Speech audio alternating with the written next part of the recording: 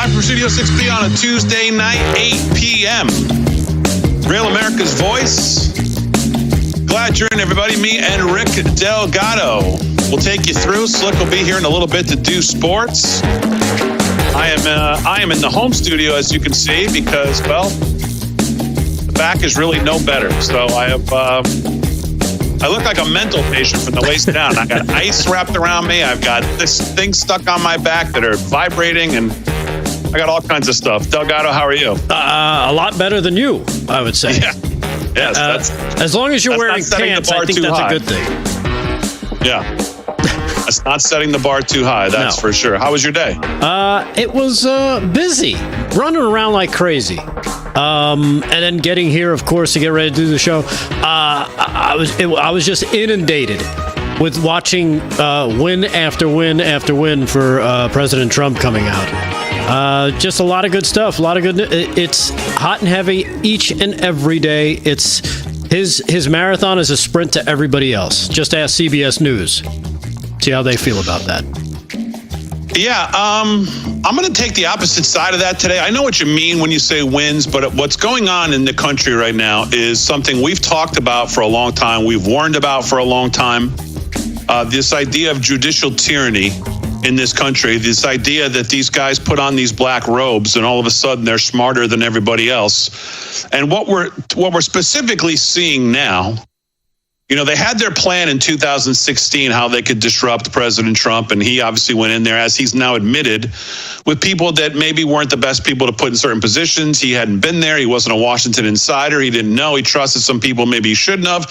He said this even to Brett Baer the other night on the Super Bowl interview. But what we're seeing now in the second term, as he obviously has come out of the gates blazing, and we've talked about this idea that at any given time, no matter what the issue is, one of 677, I believe it is, federal district judges can just grant standing to a party and say, no matter what the issue is, well, we're going to create a new, quote unquote, political rule here just out of the blue that affects 330 million people.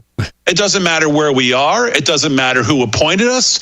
The Democrats judge shop to these people. They find one out of 677. And as long as they find the one, they go judge shopping on these issues. They get these injunctions to slow down what the chief executive elected by the people is trying to do in this country. And right now it is at a fever pitch. And it's worse than that, because you get these judges that, number one, they go judge shopping, but then all of a sudden these judges rule, and we're just supposed to accept that as final law unless it's overturned then to a higher court. And of course, the higher courts don't always immediately, as you would think, want to overturn the lower courts, because in essence, then all of a sudden they're restricting their own power if they get something like this to their own court. So it's not like they're big fans of overturning the lower courts. So what we're seeing over these last couple of days of this constant judge shopping, constant running to one of these 677 federal district judges is a serious problem. And as I've said on a lot of things, you know, all of a sudden we're putting all our hopes in finally getting to the Supreme Court, and whether the Supreme Court's going to agree with one of the lower courts, and then all of a sudden it's fixed into law. You've got judges telling the executive what kind of websites they need to keep up. They're telling them, I mean, what are they going to start telling him what kind of statues he needs to keep in the Oval Office that Biden had there, that he's not allowed to remove them? I mean, when does it end? Yeah, you're not wrong. So it's a huge problem. And I've done a lot of looking into this today. I've read a lot of really good stuff, and I was reminded of a lot of some of older cases and Supreme Court precedent that they've set on this power that's being taken away from the executive. And it's a real issue. Yeah, and it's something that of course, as President Trump, and he spoke about this today in the Oval Office when he was there with Elon Musk, that he's going to follow he's going to follow the law, but he's going to fight it. He's going to appeal it, and they're going to go and they're going to try and win their case. But, all you have to do, if you want to talk about precedent, just go back to the last 4 years. What did we see? We saw an administration and a president who didn't listen to the rule of law. We saw an administration and a resident, a carcass of a man who just waddled around and just decided he was going to ignore Supreme Court rulings. President Trump has never done that, but let's face it, since 2021, we've seen that this seems to be acceptable by the people in Washington. Even AOC was out there, cheering it on for herself. Do you want to see that clip? Do you want to be reminded of what her words were on this exact same thing? It's a cut number 4 when she's talking about the Biden should ignore the ruling of the Supreme Court. Now, Trump's not dealing with the Supreme Court right now. He's just dealing with one of these lower federal courts. But here she is saying, he should just ignore, because good luck trying to enforce it. Cut number 4. For example, advising what we should do in a situation like this, which I concur, which is that I believe that the Biden administration should ignore this ruling. I think that the courts have the legitimacy and they rely on the legitimacy of their rulings. And what they are currently doing is engaged in an unprecedented and dramatic erosion of the legitimacy of the courts. It is the justices themselves, through the deeply partisan and unfounded nature of these rulings, that are undermining their own enforcement. So you're saying the Biden administration should ignore this court, but what does that look like? What does that actually mean? I think the interesting thing when it comes to a ruling is that it relies on enforcement. And it is up to the Biden administration to choose whether or not to enforce such a ruling. But is that... Yeah, so there you have it. So if the Biden administration, and we've seen them do this plenty of times when it comes to student loans and stuff like that, I would say, the president has every right to say, I'm going to ignore that lower court ruling until it goes through, the appeals process, because just because they ruled doesn't mean, okay, now they dictate what the president can actually do as part of his executive duties. So I would just say, I'm going to continue doing my duties until you figure out, till this gets to the Supreme Court and they make a decision on it. That would be following the Democratic precedent that was set right there with AOC and the Biden administration. But that's just yeah. I mean, she's such a moron. It's hard to even pay attention to what she's saying. But this idea that the founders somehow gave the weakest of the 3 branches, the unelected branch, this idea that they have this ability to just definitively and with finality put exclamation points on these things, like they're trying to do, and like the Democrats are running to say, "Oh, well, look, yeah, look." I see it all over social media today. The Trump administration's been thrown out of court more than anybody else in the first 3 weeks. Well, number one, that's because they're moving and actually doing what the American people elected them to do. But the idea that at any one time, the weakest of the 3 branches has some power vested in it that not even the other 2 have, that they can just put into finality these decisions like this, and that we're all just supposed to be hanging on the whim of one of 677 federal judges in Washington State or in New York or in wherever else they go, Maine or D.C., is absolutely crazy. And Congress, ultimately, this is where the power is going to lie. Going back to the decision, I think it was 1803. Supreme Court decision. I saw it today. I can't remember the name of it. I think it was Sills. Let me see if I can actually find the quote.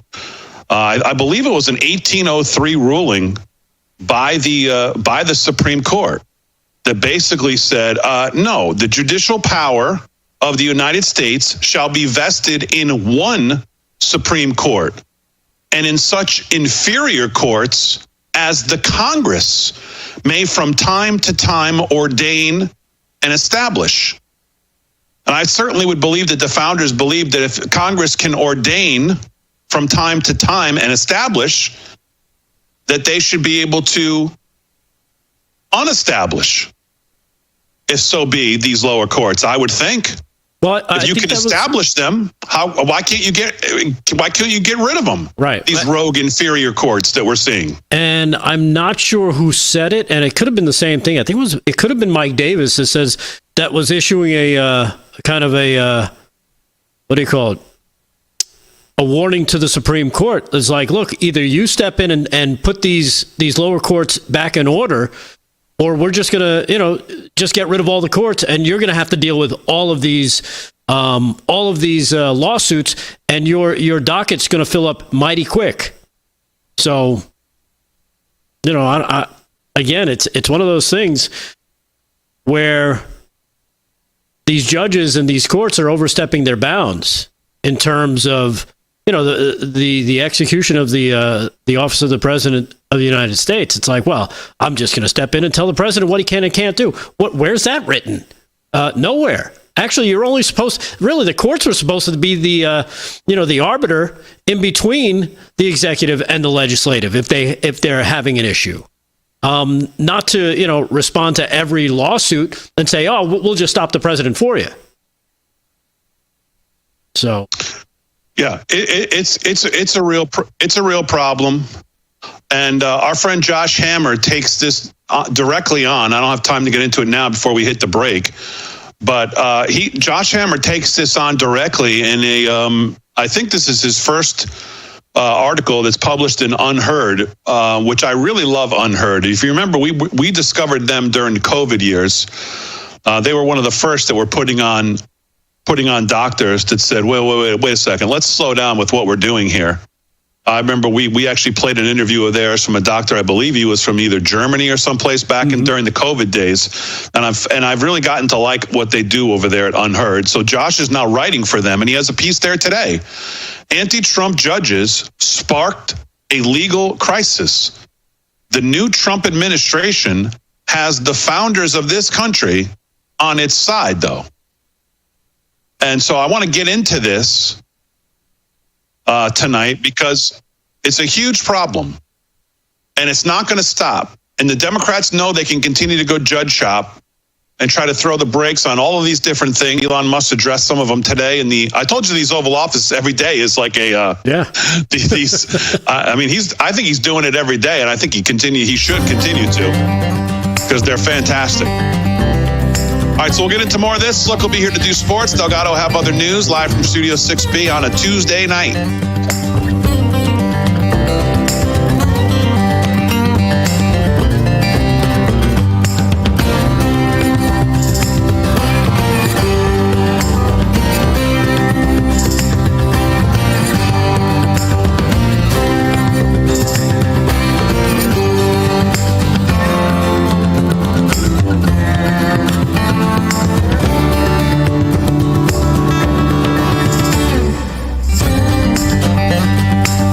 Could tackle your dog's itching, soft stools, and low energy. Millions of pet parents are raving about Dr. Marty Nature's Blend. Such a huge difference in her health. More energy, more playful, no more pooping issues. I'm Dr. Marty. I've been a veterinarian for more than 50 years. The dangerous ingredients added to many pet foods could be impacting your dog's lifespan. That's why I formulated Nature's Blend. Now you can feed your dog wholesome cuts of real meat, vegetables, and fruit with no artificial preservatives or fillers. Try Dr. Marty risk-free. Go to drmartypets.com/TV. When a cyber thief transfers the title of your home out of your name, it's a race against time to stop the theft of your hard-earned equity. Many people don't know this has happened until long after it's done. You as the homeowner think you still own a house. 3 months later, you start getting foreclosure notices, and you realize you've got 4 mortgages on your house that you didn't even know existed. So when's the last time you checked on the title to your home? Find out if you're already a victim at HomeTitleLock.com. The secret of every great chef is their knives and how well they sharpen them. Imagine a knife taking this much abuse and didn't need sharpening. Imagine no more. Introducing the incredible NutriBlade knives from Granite Stone. Coated with Granite Stone non-stick and made of stainless steel. One of the hardest substances on earth. for ultimate cutting-edge durability. Now everyone can chop, slice, and dice just like a pro. Very comfortable. Wow. Very sharp. I thought you had to be a professional chef to cut like this. Yeah. Woo! This is really an incredible knife. The Easy Grip rubberized handles deliver incredible control and accuracy. To chop salads in seconds, cut frozen solid meat with ease, and get razor-thin slices every time. The non-stick surface means food slides right off, and they're dishwasher safe. Plus, they'll stay razor sharp, guaranteed. Why pay hundreds? Today, you'll get this complete set of 6 NutriBlades for only $29.95. You'll get the powerful Santoku knife to chop large fruit and dice onions. The slicer for razor-thin veggies and deli meat. The serrated bread knife for slicing fresh, warm bread with ease. The ultralight chef knife with reduced surface area for less friction. This versatile utility blade is great in the kitchen and around your home. And the precision paring knife for peeling and garnishing. $29.95 is an amazing value, but order right now and we'll even ship them to you for free. So get your own NutriBlade knives from Granite Stone, the last knives you'll ever buy. To order, call 1-800-980-0994 or go online to buyNutriBlade.com. That's 1-800-980-0994 or go to buyNutriBlade.com. Order now.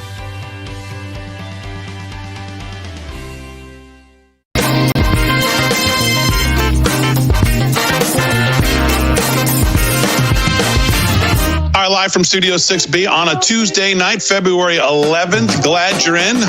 Slick's in the house. Going to do some sports. Rick Delgado's got the news. Slickster, how are you? I'm doing good, Big D. How was your day? It was a good day. I had a nice event tonight. I'm sorry I ran a little bit late. I was at another political fundraiser for one of our GOP brethren, and that was a great time. I was just telling Rick, the guy there was an unbelievable Trump impersonator. I thought he did an incredible job. Bob DeBono. Yep. Rick knows him, too. So I know him from back in the day, way back. He is from the unbelievable. Anthony days. He's a great comic, but he does great impressions. So of course he has to go, oh, I see we got Johnny Depp here tonight. Thanks for stopping by, Johnny. I'm like, yeah. He says, afterwards he says, I thought they hired a Johnny Depp impersonator. I says, not exactly, but it was pretty cute. Oh, that's funny. Guy was great. All right. Slick will have some sports coming up. Delgado's going to have some news. We'll have some video of the president today in the Oval Office, again, signing some executive orders. And this time, as he said the other day when some lame reporter tried to catch him, are you going to have Elon Musk available? And he was like, yeah, Elon, of course. He'll answer any questions and run circles around you lamos, by the way, which he did today. By the way, the fact that Elon refuses to ever grow up as the richest man in the world is just something that you just have to love and enjoy. He's like a kid or like a teenager at heart forever, it seems. And we'll get into why I say that. If you haven't been to his Twitter profile today, you might want to go check it out. Do you want to go to that? Because he broke Dana Bash. Dana Bash couldn't help but actually have to cover it, which, do you have that clip? Yes. This is fantastic. Yeah, check this out. This is cut number 3. This is how you know your trolling is really working well when they have to cover it like this on legitimate, quote-unquote, news programs. Cut 3. Platinum level. Yes. Platinum level trolling. Yes. Disruptor-in-chief Elon Musk, who apparently has adopted the alias, at least he changed his social media handle to Harry Balls, tweeted this morning, democracy in America is being destroyed by judicial coup. An activist judge is not a real judge. Yeah. Yeah, I love it. So the substance of his tweet is right on, and the fact that he changed his name and he actually puts the little hyphen to make it like, I mean, the guy's just an expert level troller, and he's just a kid that will never grow up, and it's just glorious. And what's amazing is that they go. She didn't have to say it. She could have just left it there. Like, I'm going to put it up. We'll put it up on the screen, but we'll warn you. Blah blah blah. How they usually. She could have left it hanging. Right. Yeah. Exactly. Literally. But no, she had.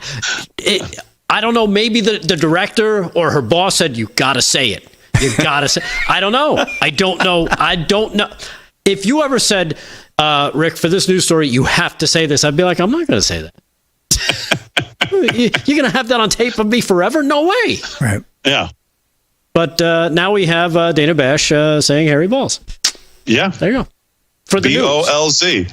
BOLZ. Brilliant.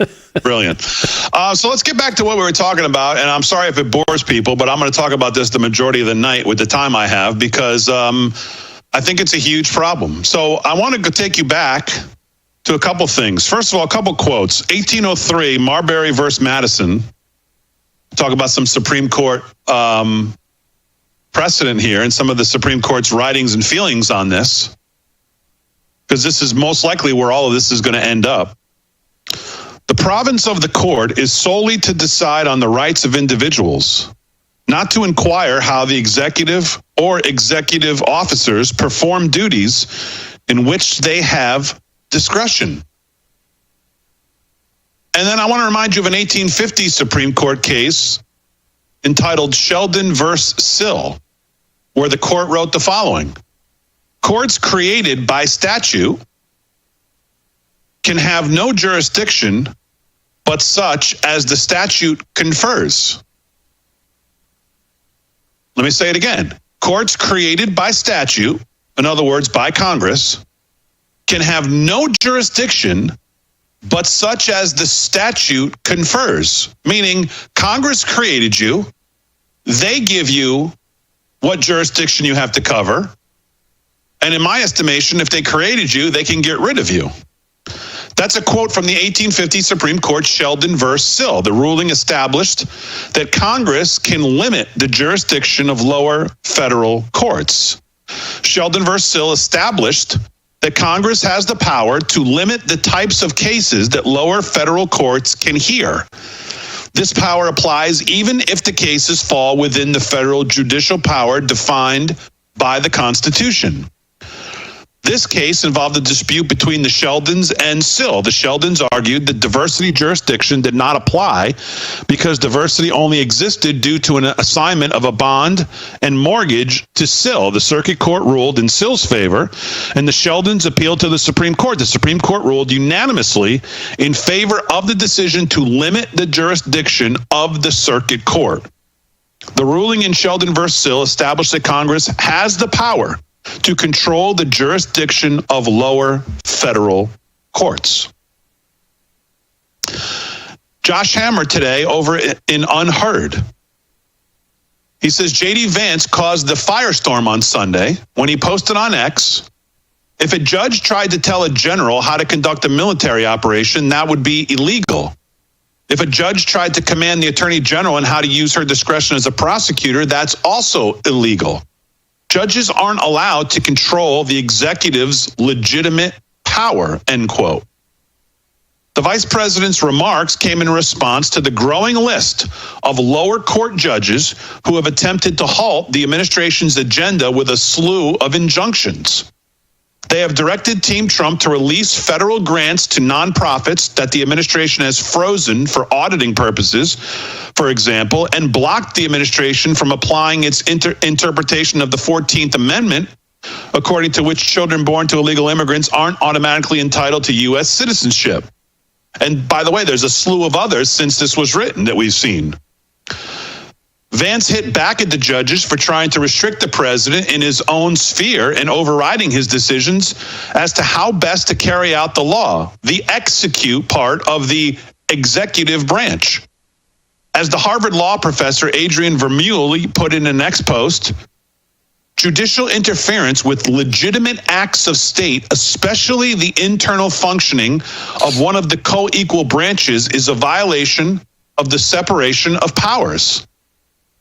But these judges' actions raise another vexing constitutional question.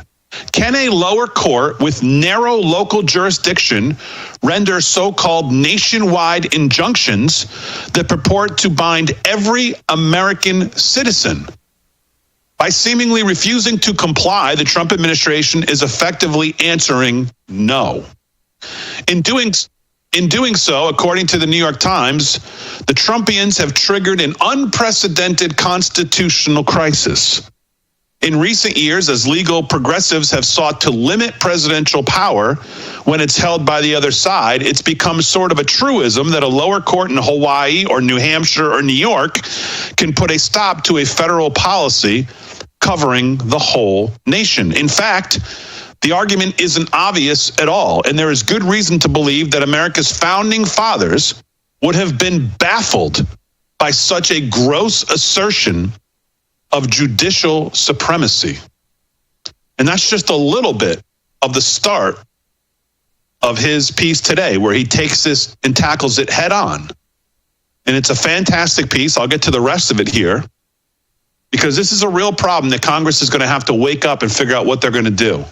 Because this is going to continue and continue and continue.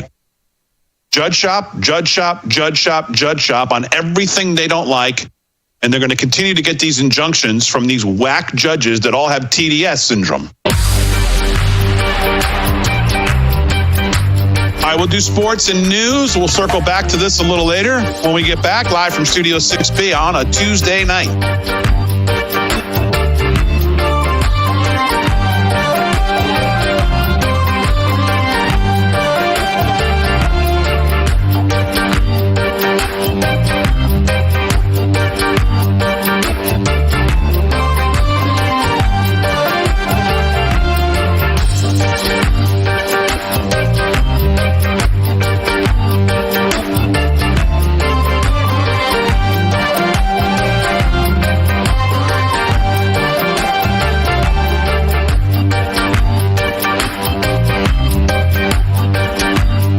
Why is Navage trusted by millions? Before Navage, I was not living my best life because I could not breathe. The huge difference is the fact that Navage pulls it out. It's very gentle in the sense of when that suction happens, it's literally grabbing that water and that mucus and it's bringing it out into this tank. It's worth every penny that you pay for it. This product changed my life. And for stuffy little noses, pick up the new Navage Baby Aspirator, now at Walmart in the baby department. Did you know you could remodel your kitchen faster and for a lot less than at the big box stores? At Cabinets to Go, customize your dream kitchen with custom quality cabinets, countertops, and more. And enjoy a high-quality, affordable kitchen makeover that is sure to wow. Visit one of our showrooms nationwide and get your dream kitchen today for as low as $149 a month at cabinetstogo.com.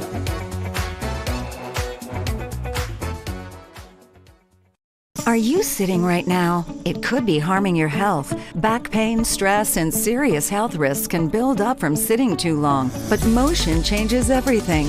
Introducing Ready Rocker with its patented Rock Perfect design that supports your spine as it helps improve posture, relieve back pain, boost circulation, and release endorphins for your overall well-being, no matter where you are. Lightweight, portable, and covered in memory foam, Ready Rocker instantly transforms any chair or space into a healthier sitting experience. Sitting too long isn't just uncomfortable, it's unhealthy.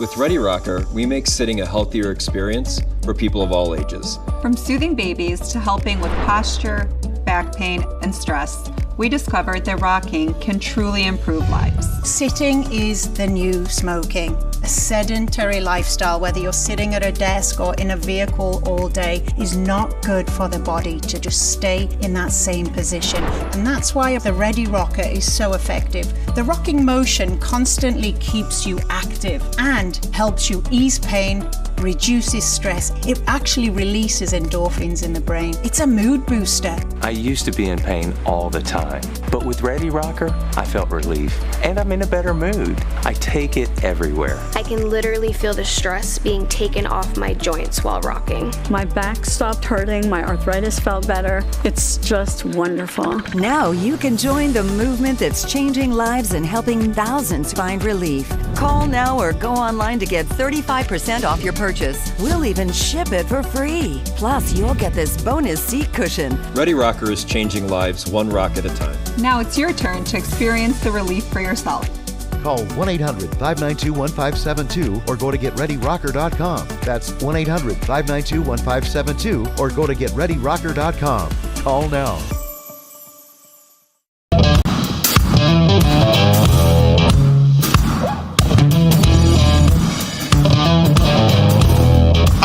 Studio 6B, 30 minutes past the hour on a Tuesday night. Real America's Voice. Glad you're in, everybody. If you follow us on social media, welcome on in as well. Those of you watching on Facebook, X, Rumble, Getter, Kick, wherever you're watching, welcome on in. Make sure you follow us on all our social media at LFS6B. And it really is positive to follow us on all of them because you never know where we're going to be live or where we're going to be.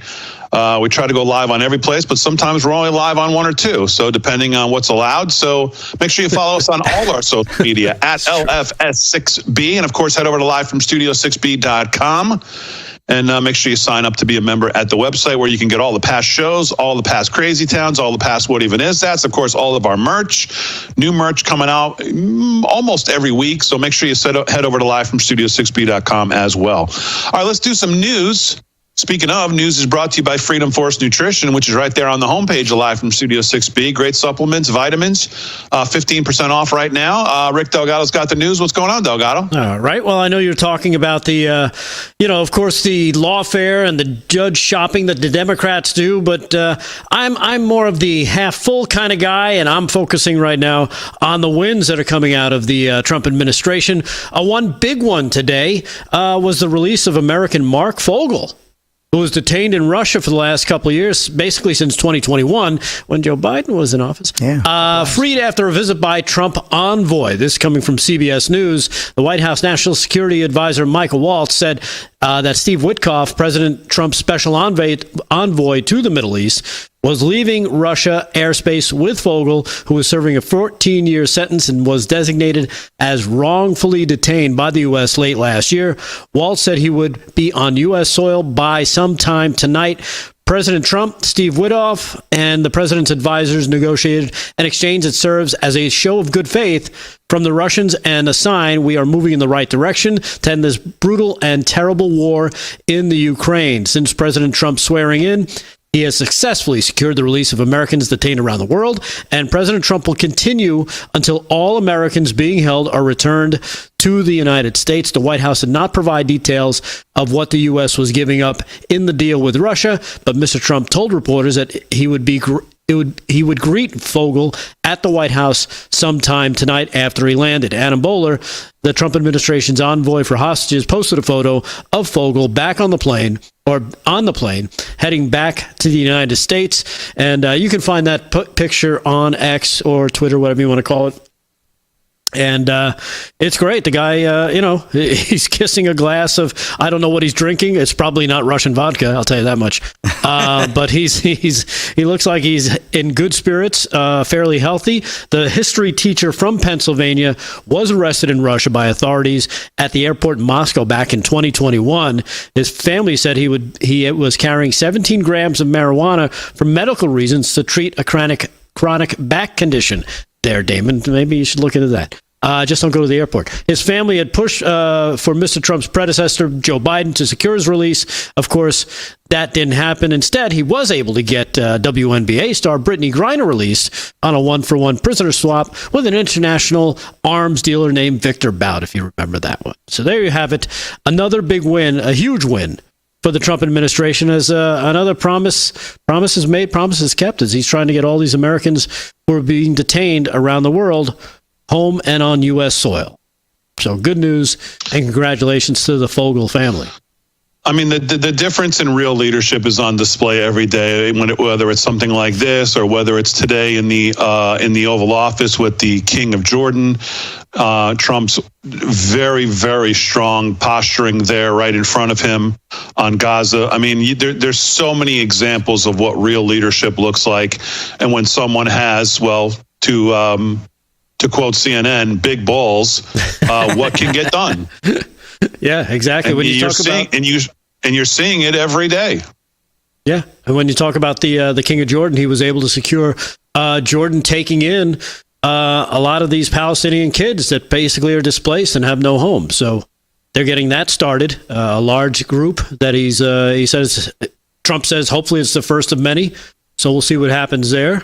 But again, another win. But to that point, Rick, as you watch that whole thing unfold, the president's posturing throughout the meeting, the way he answered questions, the way he turned to him and said, I think you have something you want to say. I mean, he just commands the room. He commands the moment. He commands the media. He directs the conversation where he wants it to go. He doesn't listen. He's not going to put up with any nonsense. You've asked enough questions. He just commands the leadership void that we have had for 4 years is so. The spotlight on it is so huge when you see a day like today. The way he runs that meeting with the King of Jordan, right? And not getting not only concessions, but just openly right in front of him saying, I mean, it's the moment. I mean, it's an incredible moment. He's talking about just, so a reporter said to him something today, I don't know if you have this clip, to the effect of, Mr. President, you said you were going to buy Gaza. Now you say you're not going to buy Gaza. What he says after that question, the next couple minutes, it's really a lesson in, it was unbelievable. He says, well, there's nothing to buy, so we're taking it. And she says, under what authority? He says, under U.S. authority. And he wanted to say, you don't like it? Try to stop me. Right. Right in front of him. Yeah. Like just matter of fact, right in front of him. We're doing it. Yeah, because you guys haven't figured out how to do it yet. It's just incredible. Yeah. But you know what he also does too? And he does this to all these world leaders that he meets with, and he has in that, and when they're doing that sit down and the reporters get to ask him questions, he also makes sure that the other leader feels like he's on an even playing field. Like he elevates him. He brings him up to his level to say, look, like you just said, I believe you have something to say. Like he'll turn it over and be like, hey, this guy's here too. So he's kind of graceful in that sense. So he builds that person up. I think it's part of one of his superpowers, as they say. Because I kind of took that as I took it a little differently. I see what you're saying. I took it a little differently when he turned to him and said, I think you want to make a statement like, I think you want to say it right here in front of the press. Don't have it just come from me. Right. You're going to say it.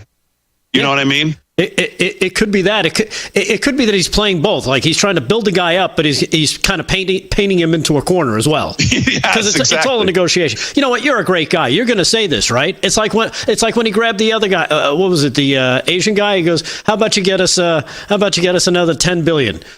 He's like, "I don't know about 10 billion." Next thing you know, he goes, "Okay, another 10 billion." And he's shaking his hand. Yeah. So again, that's one of his superpowers.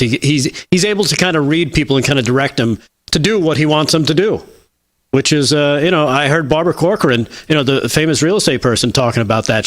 She's like, he got these investors. They wanted to buy I think a bunch of Saudi investors or UAE or something. They wanted to buy what's the big hotel in New York? I forget the name. Yeah, I posted that clip. Yeah. He got him to buy it, and he never ended up even talking about it. Yeah, they never talked because all he did was pitch them the West Side Yards, and they bought it.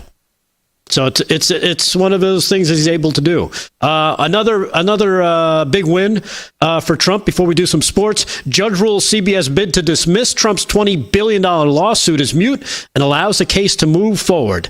Ruh-roh, they said at CBS. The federal judge earlier today gave President Trump another legal victory by rejecting a bid to dismiss the $20 billion election interference lawsuit against CBS News and its parent company, Paramount Global, ruling that their argument was moot. Trump sued the network in October over the edit of former Vice President Kamala Harris's answers in the 60 Minutes interview. The answer clip...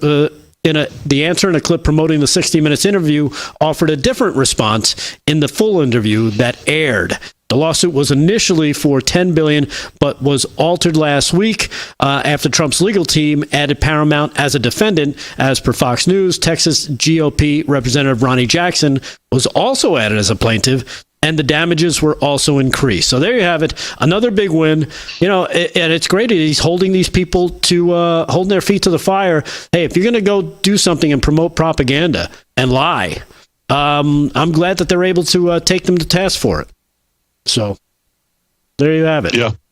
All right, we'll get back to do some news. Let's do some sports here. Sports is brought to you by our friend Mike Lindell and MyPillow. Use code LFS6B at checkout at MyPillow. It'll give you great savings. I saw somebody sent in a receipt. We're going to get some shirts out too. Bought a queen size mattress, and man, the savings on it was unbelievable. think it's like 50% off of the queen size mattress if you use code LFS6B. Slick's got sports. Slickster, what's going on? All right, Big D, NCAA men's basketball Division I. Let's go. March Madness just around the corner. Before you know it, will be Selection Sunday. We got a few weeks to go, but teams are now positioning Auburn, number one Auburn, that would be right now leading Vanderbilt 65-57, 6 to go there in the second half. Florida right now mauling Mississippi State 59-43, 10 to go there in the second half as well. Also 8 to go in the second. We got a good one. Kentucky, number 15 Kentucky, 54-52 over number 5 Tennessee. That's a great game. Yeah, well, they'll probably pull it out. Michigan right now trailing Purdue 55-52. Iowa State 65-50 over UCF. Both of those games are midway second half. Let's go to the NBA right now. Raptors over the Sixers 71-70. 3 to go there in the third. Knicks over the Pacers out in Indiana 65-58. 56 seconds to go there in the first half. 11 to go in the second. Pistons lead the Bulls 36-19. Grizzlies and Suns, that's a 10 p.m. tip-off. No action in the NHL. It's going to get pretty exciting, though. They have the Four Nations face-off this year. They're in an all-star break. They don't come back until Saturday, the 22nd, so a little break for a lot of the players. But the best players of USA, Canada, Finland, and Sweden are going to face off in a tournament that's going to begin later this week. We will track it. So no NHL all-star game, all the, the player tournaments and all the performance that they do. We're not going to have that this year. We're going to have the face-off of the Four Nations. That ought to be really exciting. That reminds me of the old NHL Cup days, back in the World Cup days when they had back in the 70s when USA played Sweden. You had the Flyers, coach Fred Shero pulling his team off the ice because they were being there were a lot of protests going on. Great stuff back in the 70s. So I'm looking forward to seeing that. So that's the wrap on the NHL. Just a quick story. Obviously, this is a continuing story. Education Department calls on NCAA, NFHS to strip awards records misappropriated by trans athletes. The Education Department urged the organization to restore those accolades to female athletes. Paulina DOGE of Fox News. The United States Department of Education is calling on the NCAA and the National Federation of State High School Associations to strip the records and awards misappropriated by transgender athletes competing in girls and women's sports less than a week after President Donald Trump signed an executive order effectively banning them from competition. The statement follows a letter sent by the U.S. Department of Education's Office of General Counsel, the OGC, Rick, to the NCAA and the NFHS on Tuesday, urging the organization to restore to female athletes the records, titles, awards, and recognitions misappropriated by biological males competing in female categories. So good to see this following through. We'll see how it pans out, but great stuff. Applause, right? Yes. We finally got there with the right president and the right administration, and now they're going to do the right thing, like it or not. That's a wrap in sports. All right, live from Studio 6B on a Tuesday. More to do, more news coming up with Rick Delgado when we get back right after this.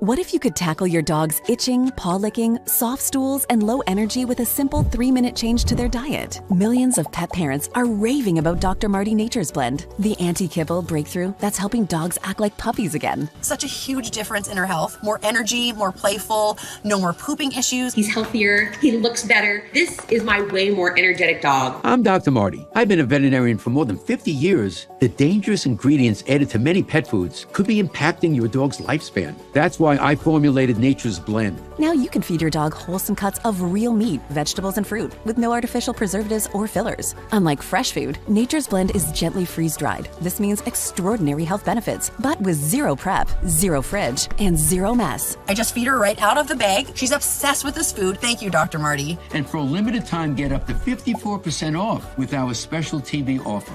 Call or go to drmartypets.com/TV. Most bad guys do things for money. The equity in your home was a treasure trove for the bad guys. by downloading one simple document, forging your name onto that document, and using a fake notary stamp. The bad guy can transfer your home's title into their name. Home Title Lock has 24/7 monitoring of your home's title, and any change, you will be alerted. Go to HomeTitleLock.com. The peace of mind that offers is invaluable.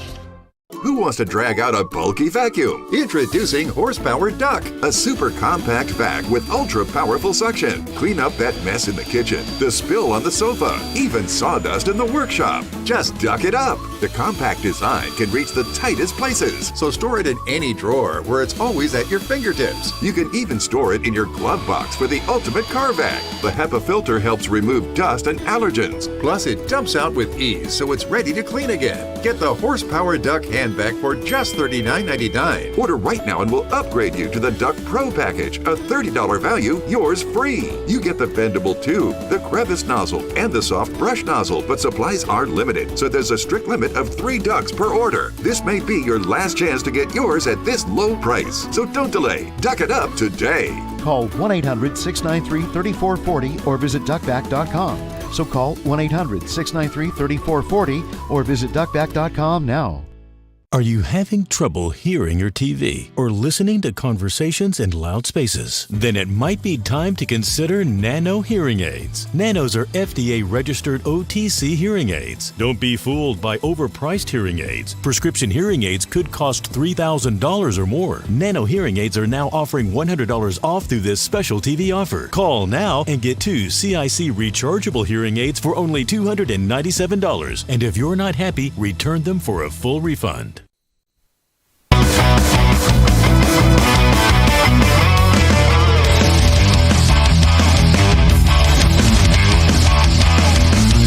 All right, 13 to the hour, live from Studio 6B on a Tuesday night, February 11th. Glad you're in. Slick's going to do some more sports. Delgado's got some more news. A couple quick things before I get back to this judge shopping problem that the Republicans have to deal with. A couple things out of the border today I want to bring to your attention as we're talking about Trump and just the difference in leadership and the difference in not only just pressure, but knowing that someone is not going to put up with nonsense in the executive. The Biden administration recorded a staggering 670,000 known gotaways at the border for fiscal year 2023. That's data obtained from CBP via a FOIA request last year. That's an average of 1,800 plus per day gotaways. Per a senior Department of Homeland source today, since February 1st, the number of known gotaways at the southern border has plummeted to a daily average of just 132. Wow. That is a 93% decrease from the highs of the Biden administration fiscal year 23, when the daily average was 1,800 known gotaways a day. So again, the difference in doing what you say you're going to do, making sure they know that you're going to do what they say you're going to do. And these are just, again, some simple numbers to prove those points. Yeah, 1,800 a day, 670,000 for the year. We're now on average of 132 a day, which is, if we kept that up, would be an average of about 4,000 a year, I believe, if I'm do some rough math. That's not a bad number. 4,500. Yeah, quite the difference. Exactly. Much more manageable. And again, it lends it to the clip we played last night of CNN. You know, say 70% of the people are you know, they're on board with Trump doing what he said he was going to do because this is what he campaigned on. Yeah. And so that look at his approval ratings, by the way. Yeah. Did you see the new? Did you see? So somebody just put out a poll. Maybe it was CBS. Somebody just put out a poll. His approval rating now is higher than it's ever been. I think it sits at 53%. Yeah, I saw that. 53, 47. Yeah. Yep. And Elon Musk's approval rating is, I think, at 50, 49, something like that. So as Elon said today in the Oval Office, by the way, just as a side note, these Democrats are comical with their Elon's trying to steal your money. Really? Elon's trying to steal your money. The guy who's worth $500 billion is trying to steal your money. Right. Oh, he's trying to steal your information. Really? Oh, that's interesting. Because I remember back in the day when he was the guy who started, PayPal. So the idea that they don't that they don't have your information already is crazy. This arguing on these 2 points that he needs to steal your money and that somehow he can't be trusted with data is laughable. He started PayPal. The people complaining that he wants to steal their data all use PayPal. I mean, it's one of those, again, check your common sense at the door when listening or trying to deal with these people, because you'll just have whiplash shaking your head going, yeah, but wait, what? What do you mean data? These guys live data. They've lived it their whole lives. This is like child's play compared to what these guys do. What are you talking about? Yeah, that's why that's why they've been so effective at finding all the shenanigans about where the money's been going. Because all they had to do was sit down and write an algorithm and plug it into the machines and be like, all right, track this, this, and this. And all of a sudden it starts, as that article I read last week and it just starts populating on their screens and they can see everything. And that's why these career criminals are crying, and the Democrats are freaking out because it's the money that you weren't able to trace. Now they're able to trace it. Well, do you have any clips of Elon today from in there talking about some of this? Oh yeah. Yeah, let's do some of those. Yeah, okay. So this is here's cut number. Let's see. Let's go with cut number 12. It's a little bit of a longer one, but here is Elon talking about reconciling the books of the government. I mean, this is your money. Yeah. It's not the government's money. Right. It's your money that the government has taken and is now using for things that it was never intended to. This is cut number 12. Check it out. So what I really would say is, it's not optional for us to reduce the federal expenses. It's essential. It's essential for America to remain solvent as a country, and it's essential for America to have the resources necessary to provide things to its citizens and not simply be servicing vast amounts of debt. And also, could you mention some of the things that your team has found, some of the crazy numbers, including the woman that walked away with about $30 million? Right. Well, we do find it sort of rather odd that there are quite a few people in the bureaucracy who have ostensibly a salary of a few $100,000, but somehow manage to accrue tens of millions of dollars in net worth while they are in that position, which is, what happened at USAID. We're just curious as to where it came from. Maybe they're very good at investing, in which case we should take their investment advice, perhaps. Okay. But there seems to be mysteriously they get wealthy. We don't know why. Where does it come from? And I think the reality is that they're getting wealthy at the taxpayer expense. That's the honest truth of it. So, we're looking at, if you look at, say, Treasury, for example, basic controls that should be in place, that are in place in any company, such as making sure that any given payment has a payment categorization code, that there is a comment field that describes the payment, and that if a payment is on the do not pay list, that you don't actually pay it. None of those things are true currently. So the reason that departments can't pass orders is because the payments don't have a categorization code. It's like just a massive number of blank checks just flying out the building. So you can't reconcile blank checks. Yeah. It's like if you're still doing the old school, you have your checkbook, and every month you get your checks back from the bank, and you check them all and you put them all in there, right? Yeah. That's basically what he's describing to make it so everybody understands what we're dealing, or what he's dealing with. Is that none of this being done? There's no reason. There's just like he said, just blank checks are being sent out. And now they're trying to reconcile it, and they can't. Because there's no, well, how much was sent, and who was the recipient, and why did you spend this kind of money? So I have to tell you, as I watched this today, it's such common sense. But what I've noticed, not necessarily since he was in the Oval Office today, but I have noticed, even on X, a lot of younger people who I follow, not even from the world of politics, from the worlds of sports TV, sports radio, sports gambling. I follow a bunch of different people. I don't follow just all politics. I get out of that bubble. Saying, I don't normally dive into politics. So I saw one girl, Kelly in Vegas, wrote today, I don't normally get into politics, but why does anybody have a problem with trying to figure out where all of our money is going? Why is this an issue of auditing I'd like to know every dollar I've sent, where it's gone. Why is this political?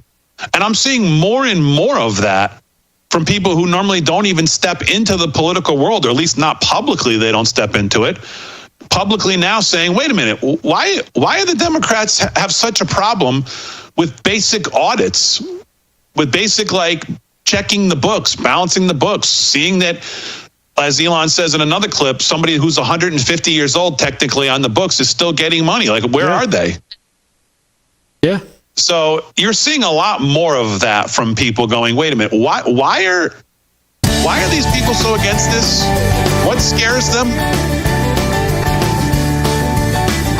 All right, we'll do some more news. Wow, quick hour 1, hour 2 when we get back right after this.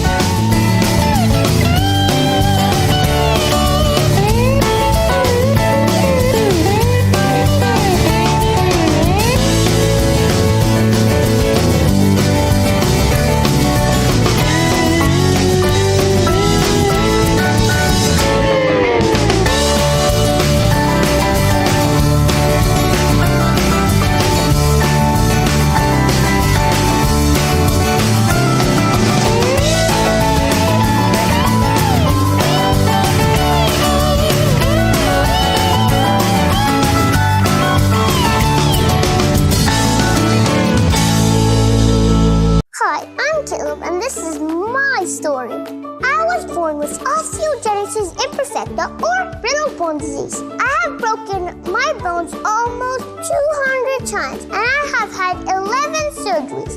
But I didn't let that stop me. I love to bike ride, climb, race, and I'm learning how to stand and walk. But I can only do all of this because of generous people like you and Shriners Hospitals for Children. Because of people like you, Shriners Hospitals for Children has helped more than 1.3 million kids just like me, regardless of their family's ability to pay.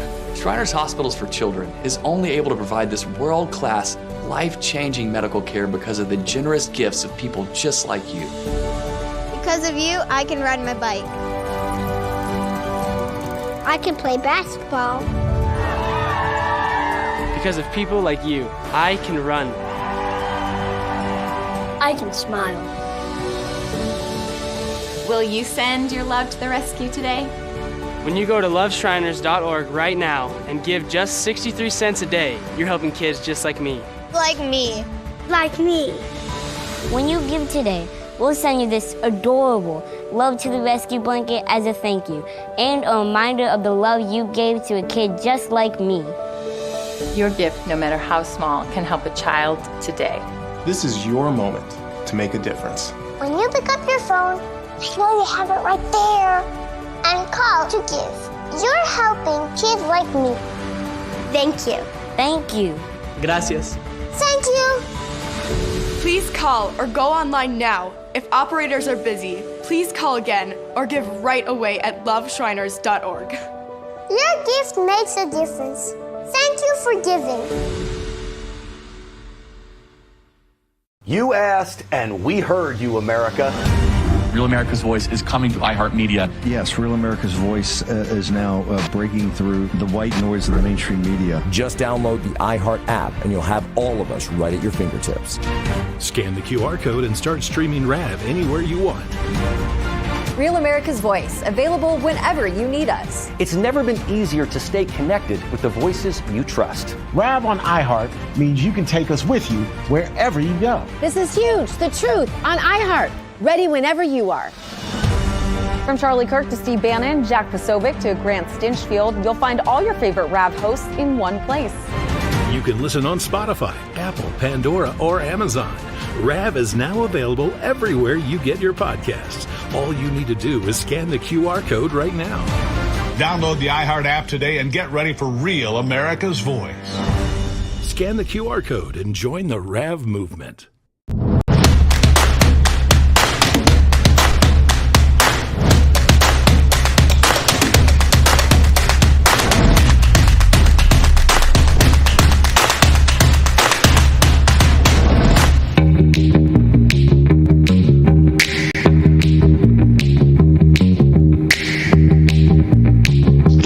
Live from Studio 6B, 9 p.m. on the East Coast. Hour 2.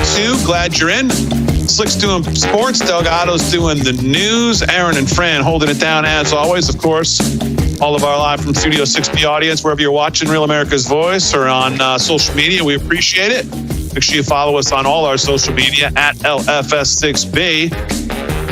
Make sure you follow the podcast as well. Available on all podcasting platforms, iTunes, Spotify, Stitcher, wherever you listen to. If you do listen to podcasts, it's a great way to catch up with the show if you're driving and you can't watch it. Subscribe to the podcast. I would encourage you to do it over at iTunes. Probably the easiest place to do it. So we're talking about, obviously, what's going on in this country in hour one with the judges and this judge shopping that the Democrats continue to do. And the fact that these lower courts continue to magically find standing in all of these jurisdictions somehow on these cases that they bring against the president to try to slow him down. And we were talking about the vesting clause in the Constitution before. The judicial power of the United States shall be vested in one Supreme Court, and in such inferior courts as the Congress may from time to time order and establish. This is the vesting clause of the Constitution, and there's two notable elements here. This is according to Josh Hammer today in Unheard. First, the only court that shall actually be established is the U.S. Supreme Court. All other lower courts exist solely at the discretion of Congress, as they have since the Judiciary Act of 1789, one of the first statutes the first Congress passed. But something created by statute can be taken away by statute. The Federalist, Sean Davis, might have appeared to be trolling when he noted on X that, quote, Congress would be well within its rights to just eliminate any lower courts. In fact, Sean Davis was restating a basic fact about America's constitutional structure. That precarious state of the lower courts should already tell us something about their authority to neuter executive branch policy for the whole country. Second, and probably more relevant, is what the quote-unquote judicial power means as it is used in Article 3 of the U.S. Constitution. As University of Chicago Law School professor William Baud argued in a highly influential 2008 Law Review article, the judicial power is the power to issue binding judgments and to settle legal disputes within the court's jurisdiction. The deepest question raised by this is the following. What is a federal court's legitimate jurisdiction when it comes to issuing injunctions? A form of equitable remedy in legalese, meaning the court tells one party to perform some act rather than award damages. In this case, for example, it's courts ordering the executive branch that it has to automatically grant U.S. citizenship to children born to unlawful migrants? The answer is simple. When it comes to this kind of remedy, only the named parties to a particular lawsuit are bound by the judgment. So to follow our example, a lower court can only order the federal government to treat as an automatic citizen a specific infant born on U.S. soil to an illegal mother from Honduras. Call him Baby Doe.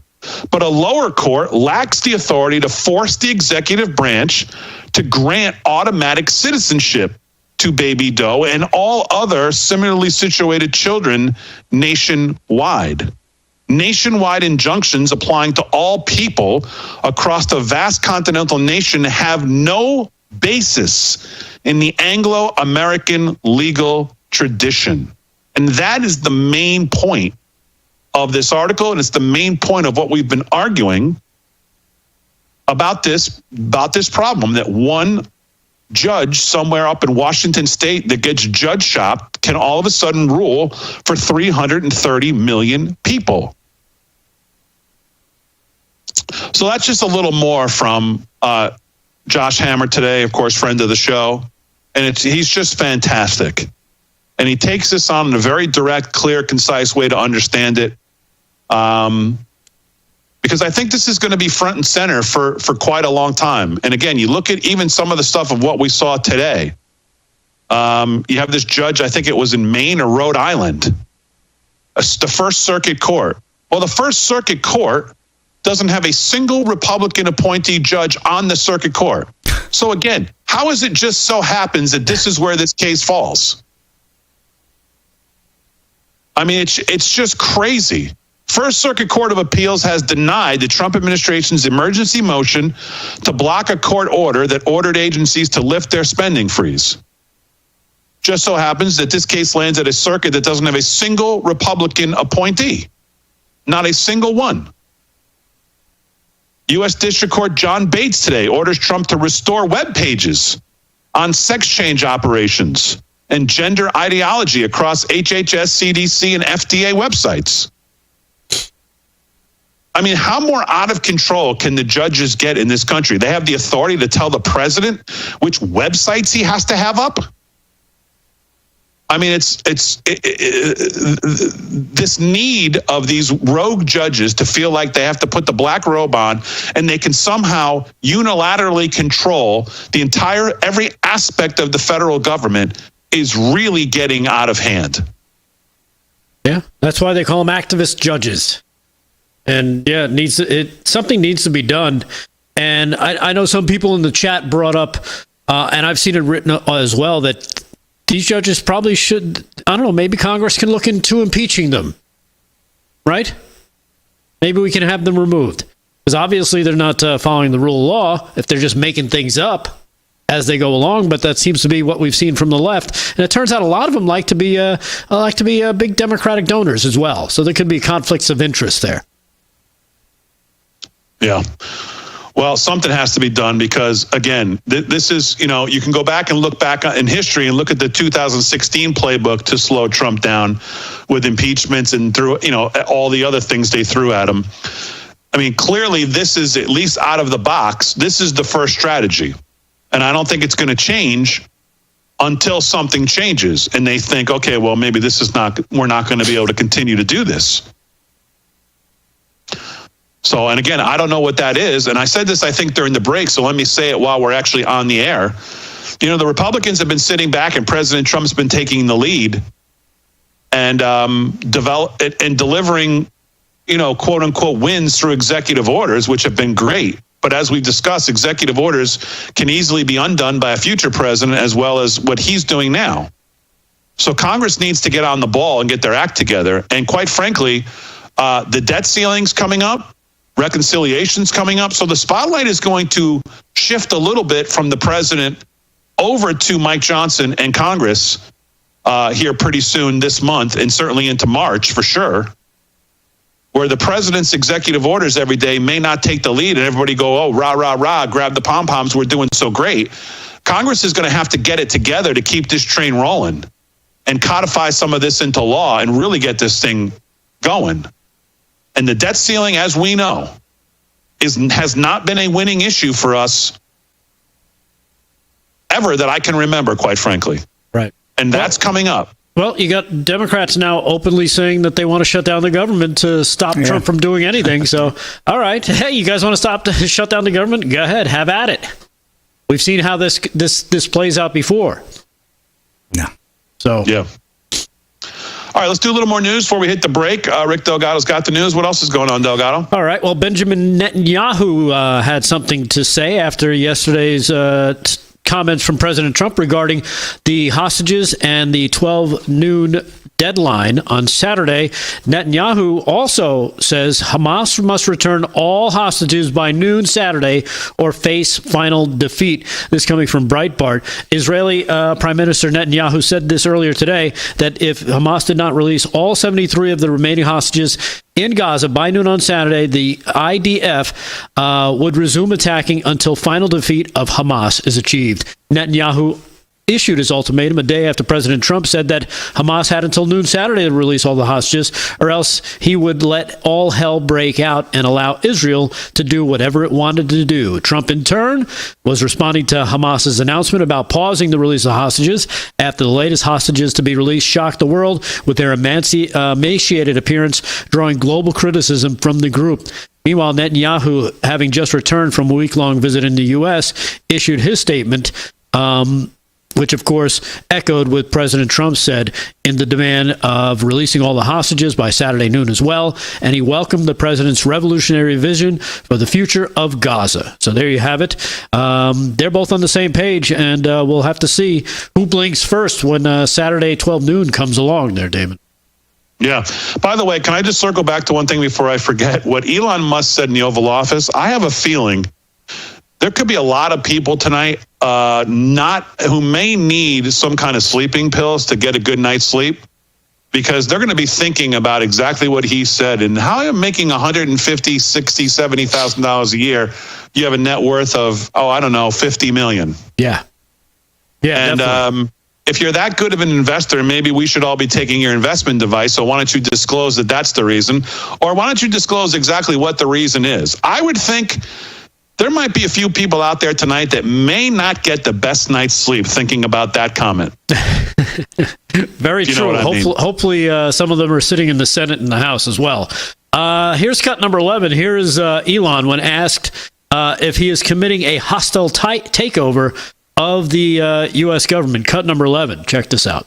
Your detractors, Mr. Musk. What? Including a lot of Democrats. I have detractors? You do, sir. I don't believe it. Say that you're orchestrating a hostile takeover of government and doing it in a non-transparent way. What's your response to that criticism? Well, first of all, you couldn't ask for a stronger mandate from the public. The public voted. We have a majority of the public voting for President Trump. We won the House, we won the Senate. The people voted for major government reform. There should be no doubt about that. That was on the campaign. The president spoke about that at every rally. The people voted for major government reform, and that's what people are going to get. They're going to get what they voted for. And a lot of times, people that don't get what they voted for, but in this presidency, they are going to get what they voted for. And that's what democracy is all about. Yeah, so there you have it. Another great comment from Musk on one of their gotcha questions. And good luck. Yeah. All right, live from Studio 6B, 13 past the hour. Let's hit the break. We'll come back right after this. More sports and news coming up.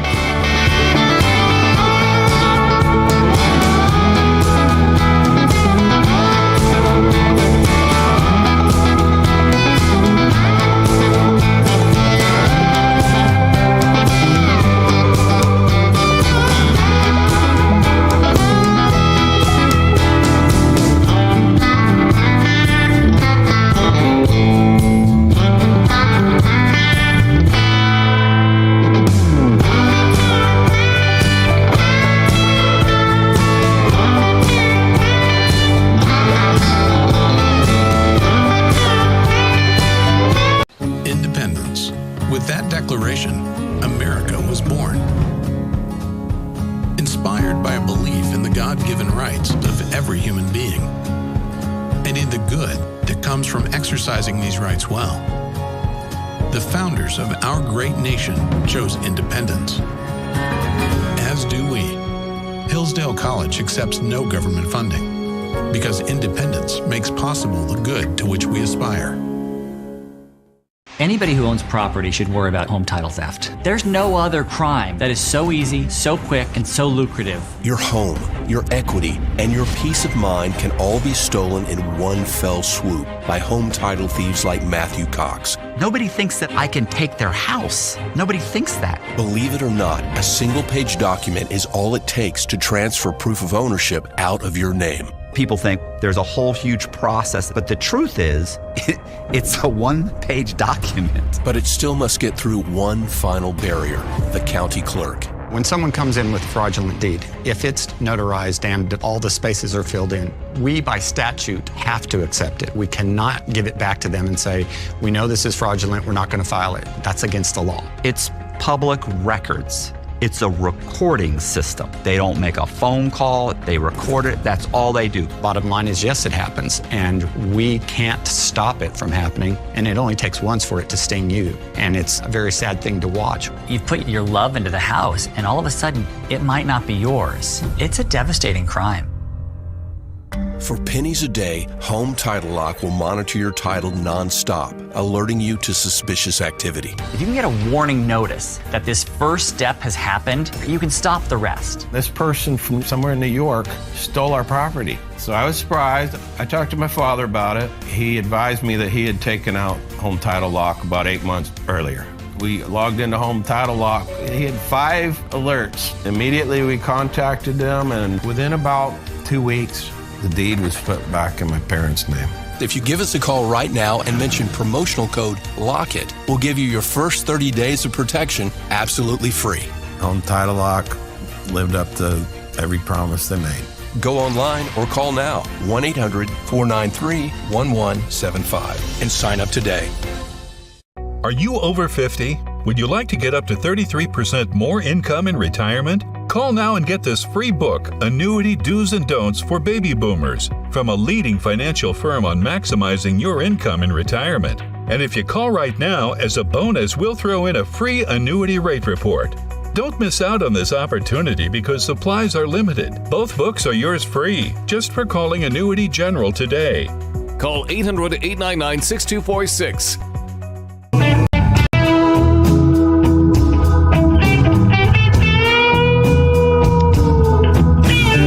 I sound like the blues. Let me talk to you about our friends at the Wellness Company.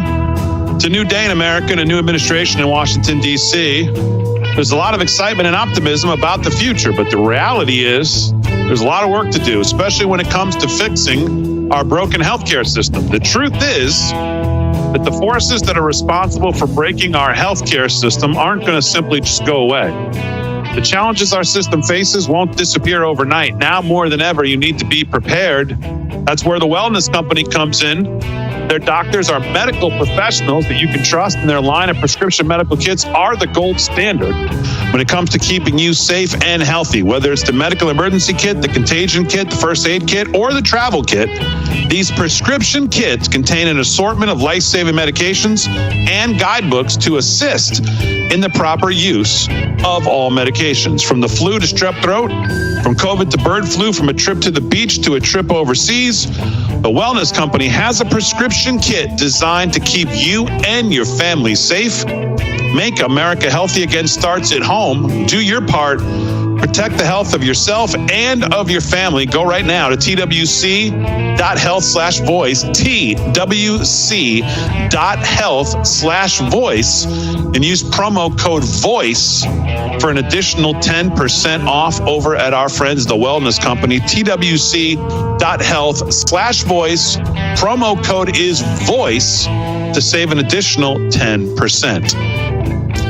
All right, 18 past the hour, live from Studio 6B on a Tuesday night. Let's do some sports. And here with that is Slick Rick Amorati Sports, brought to you by Mike Lindell, mypillow.com/LFS6B for all the best deals for this audience, and use promo code LFS6B at checkout for a great savings. Slick, what's going on? All right, Big D, you know the news cycle's a little slow in sports when you got to report these stories the day after the Super Bowl, but Yankees manager takes shot at Dodgers. We're talking baseball already, Rick. Alleges lack of class with World Series title talk. This is as the Yankees' defensive shortcomings crushed them in the World Series. Ryan Morick of Fox News. If the New York Yankees played clean defense in the World Series, there was a very decent chance they could have been headed to Los Angeles with a 3-2 series lead, but they lost games 1 and 5 largely in part to poor fielding, and thus the Los Angeles Dodgers were champs, winning the Fall Classic in the Bronx. After winning it all, many members of the Dodgers were quick to remind everyone of just how they did it, by taking advantage of the Yankees' mistakes. It was even reported that the Dodgers studied the Yankees' defensive and base running shortcomings en route to their 4-1 series victory. Well, the Yankees have had time to dissect those comments, and with pitchers and catchers reporting to spring training on Tuesday, manager Aaron Boone was asked about the remarks. He admitted his players took the comments personally, but the Dodgers had a right to say whatever they want as the champion.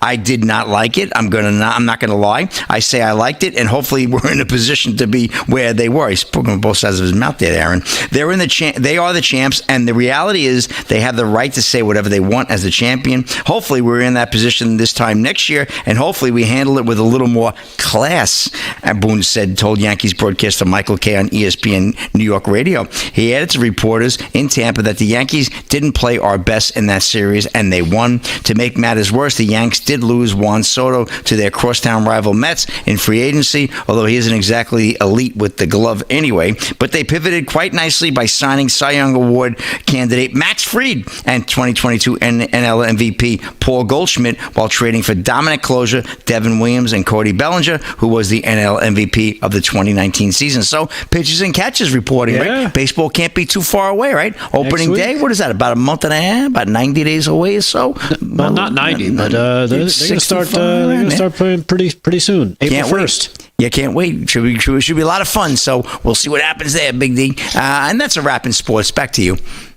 All right, Slick, very good. 21 past the hour. We'll do some more sports before we wrap the show. Let's do a little more news. And here with the news is Rick Delgado. What's going on, Delgado? All right. Well, of course, all the rage is what's going on in Washington, D.C. and all the agencies that are being examined. Former USAID official warns of corruption in the agency, says Democrats benefited from it. This story coming from John Solomon's Just the News. A former executive inside the U.S. Agency for International Development warned of the corruption in the agency that is currently being reviewed and purged by the Trump administration, alleging that among politicians, it's mostly Democrats who benefited from its funding. Mark Moyer, a former director of the Office of Civilian Military Cooperation at USAID in the first Trump administration, explains the corruption he saw within the agency and the lack of transparency as he looks forward to its reduction. He also claims that Democrats have benefited more from the agency's fundings than the Republicans based on his own personal experience. And when you talk about the things that they are finding and the oversight, here's House Speaker Mike Johnson talking just about that exact thing, talking about oversight and what DOGE is doing as they start looking at all these agencies within the U.S. federal government. Here's Cut 14, Mike Johnson, House Speaker, Cut 14. Check it out. I met with Elon yesterday about this to get an update, and to me, it's very exciting what they're able to do, because what Elon and the DOGE effort is doing right now is what Congress has been unable to do in recent years, because the agencies have hidden some of this from us. You know, there's a lot of oversight activity that goes on around here all the time, you all know, but when duly elected representatives of the people request information to find all of these abuses and it's not turned over to us, what it takes is an actual audit of the systems and the files themselves that are often hidden from Congress. That's what you're seeing right now. And that's why this is so exciting. They're uncovering things that we have known intuitively have been there, but we couldn't prove it. Now the proof is being provided, and no one can argue the counter to that. So stay tuned. There's a lot more to come. And I think the courts should take a step back and allow these processes to play out. What we're doing is good and right for the American people. What DOGE is doing is making sure that your taxpayer dollars, all of us, are spent in the way that they're intended to be spent, and that they're in America's interest, and they're financially responsible with the precious taxpayers' money. Yeah. And, of course, the response from the congressional Democrats has been abstinence. They've been going nuts. They've been protesting. They've been calling for all sorts of things, including for violence. We hear time and time and time again. Here it is, another instance of the congressional Democrats calling for street violence in response to people looking into the books and seeing where the money's going. Cut number 2. Check this out. This will be a congressional fight, a constitutional fight, a legal fight, and on days like this, a street fight. Yes, we will stand. Inciting violence. The best thing that what's that? He's from Maryland, that guy, right? Mufami or something like that? Yeah. Something like that. Earmuff Mufami. With those earmuffs. Yeah, really. How can you take him seriously? Aaron, you have that ready to go? He's so into the fight, he can't get cold. Aaron, you have that?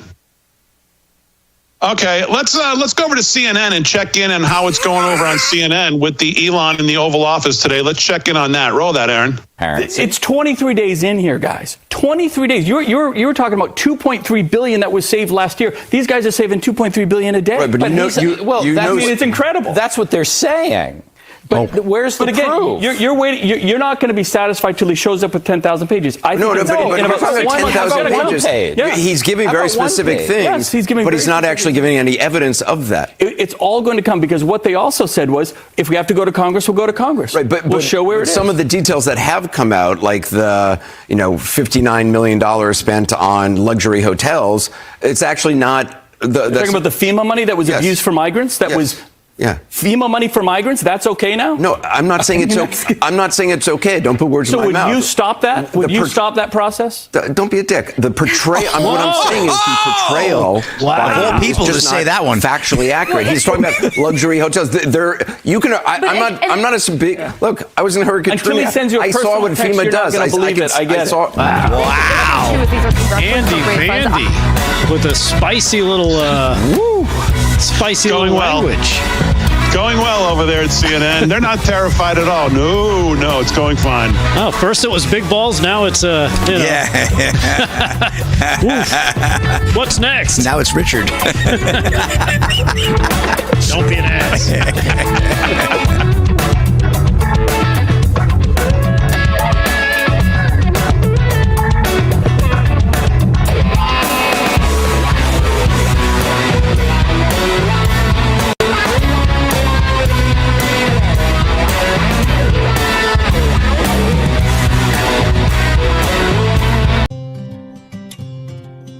My back got injured very bad. I was off work for about a year. I heard about Relief Factor from my wife. I took it every day, 3 times a day for 3 weeks. I'd look at her and I said, the pain is gone.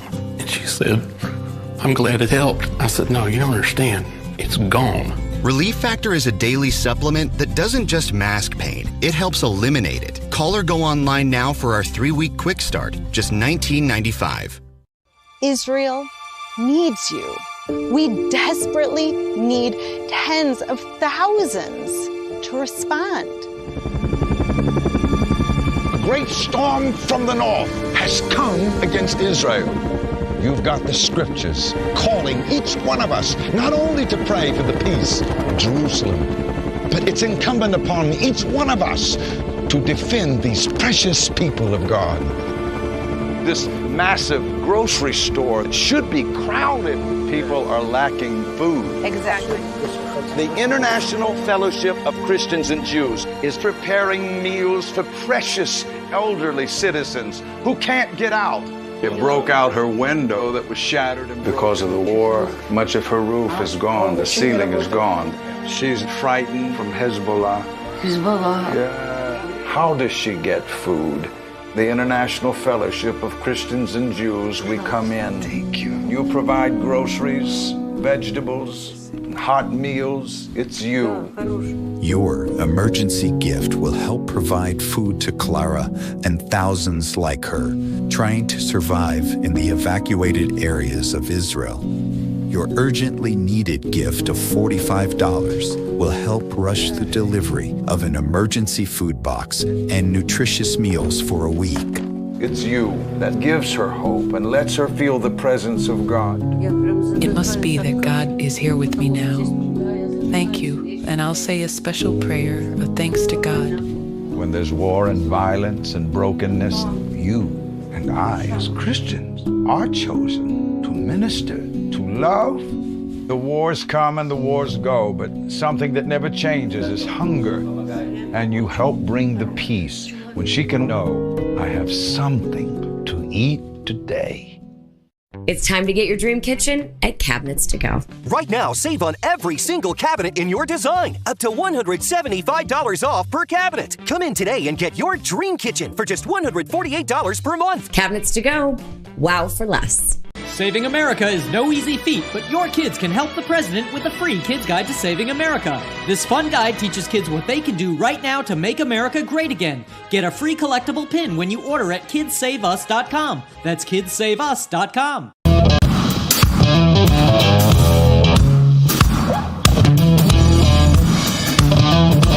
All right, live from Studio 6B, 30 minutes past the hour on a Tuesday night, February 11th. Glad you're in. Slick's going to do some more sports. Rick Delgado's got some more news. Aaron and Fran holding it down as always. I saw that I saw gold hit 2,900 all-time high, and the Federal Reserve, I believe, was testifying today, and he was getting questioned. He was getting questioned about what's going on with inflation, of course, and obviously prices on things are still too high. And again, when you go over to Fred and start looking at the charts of this country and what's going on in the regular old American household, which is what people care about, they're still feeling the effects of prices of eggs and prices of oil and heat in their home. And most of all, they're feeling $1 trillion in credit card debt. Under the Biden administration, Americans paid an extra $28,000 a year just to get by. $1 trillion in credit card debt. Interest rates obviously hit a historic high. They've come down a little bit, but still not nearly enough to affect the things that affect your life. Everything still costs more. And here to talk about that is Jillian Barberie. Obviously, she's a well-known TV personality, and she's working with Done with Debt. And she knows firsthand how tough it is to live under the weight of debt. Jillian, welcome back to the show. How are you? I'm good, not to mention the price of Super Bowl tickets. I don't know if you guys watched. Of course you did. What'd you think? First of all, just throwing that out there. Well, since you're asking me, I was in love with it because I had Philly in the over. The other guys on the show, not necessarily as much, but some of them had the over, some of them had Kansas City. But I think we all left with, I don't know, it was kind of a boring day. The halftime show pretty much sucked, and the game, was pretty much over in the first quarter. So I think that's our main takeaway from it. And I also took away the fact that Travis Kelce came in looking like a 70s pimp porn star. Like, what was that whole look? Yeah. I Super Bowls with the boys, and it was the Fox boys, and it was so nice to see, Terry and Howie, those guys. Sure. I missed it, but I love Philadelphia. I did the NFC Championship playoffs with those guys there, and so I missed that. The game, though, dud. I felt the same way you guys did. I felt it was just sort of lackluster. Even though I wanted the Eagles to win. I grew up in Canada. I was a Buffalo Bills Eagles girl because we had the CFL. I don't know if you've seen the CFL. So yeah. Canadian football league, great. Yeah, but you guys have Doug Flutie. Doug Flutie was a legend in the CFL. God, yes. Doug Flutie, he was our guy. But anyway, so we were talking about the price of Super Bowl tickets, the price of living, the price of rent, the price of eggs, the price of everything. I share my personal story because I went through hell and back for 5 years. I have no shame in my game talking about it. Being in debt is not just a financial thing. It's a really emotional thing. When I was on the NFL, I made a lot of money. I was doing really well. I had a money manager I trusted. I was having babies, married to someone who didn't work. I thought that I was being taken care of by the money manager. And I think when you're a person like myself, you trust people, you think that, they're doing their job. You're the artist. You're out there doing TV shows, whether it's the NFL or sitcoms or movies or the live TV show in the morning. I thought I was being invested. I thought, maybe Tide or Crest toothpaste. I don't know. I thought my future was care of. It was not. And one day it was like, knock, knock. Oh, death and taxes are at your door. What? I have breast cancer. What? I owe the IRS. What? No warning. My money manager never told me how much. So when your world comes crashing in like that and you lose your home of 23 years and I was a single mom. I didn't have, a husband ex-husband, thank God, there was some brightness in this story, that paid any child support. It was really hard, not going to lie. But, however, the bright spot, done with that. So when life comes crashing down on you like that and the phone rings at 6 at dinner and you're freaking out because you don't want to answer it, it's debt collectors or bills, done with that comes in and they're sort of like, you guys were talking about Elon Musk in the commercial. They're sort of like your own personal DOGE. Like they will come in and act as a defense and stop the nasty calls, the nasty letters, and then form a team for you that will help get you back on track. You just tell them what's going on. Don't have any shame in your game. Tell them. And they will know every financial institution, banking, credit card. They know the deals they're offering. They know everything that some of these people will wipe out your debt because they can. And it's nothing. It's pennies on the dollar for them. It's like pound sand or take this or don't. And they can get you out of debt. Some people walk away with money in their pocket after talking to the advisors at Done With Debt. So these guys are amazing, guys and women. They will help you get back on track. All you have to do is go to donewiththat.com. They'll give you a free consultation. For me, it was kind of like, I remember crying on my first call. I was bawling my eyes because I didn't understand. You guys, like, dude, I came from such a rock star lifestyle, flying private with the boys on the NFL, to just like losing it all. And it was whatever. Like, I don't care. I'll fly steerage. I could give a crap about that. It's not about that. It was just about going from just having a nice life to just having nothing and not knowing about it, because I'm not a type A personality. So if I'm a performer, I'm not sitting looking over everything. Oh, I thought the guy was saying, I was paying him $3,500 a month to do that for me. And so I'm like, what did I pay him $35? Oh, to sign checks. I also, ladies, gentlemen, don't ever sign over power of it. Please don't ever do it. I did that because I was having babies and getting back into shape and doing Nutrisystem in a bikini at 42. And by the way, I remember when he's like, oh, they were airbrushed. I said, dude, first of all, it's a legal claim. You can't be airbrushed because that's false advertising. No, I wasn't No. And so a lot of pressure on me. And it just, came to that fruition. So Done With Debt really alleviated all of that for me.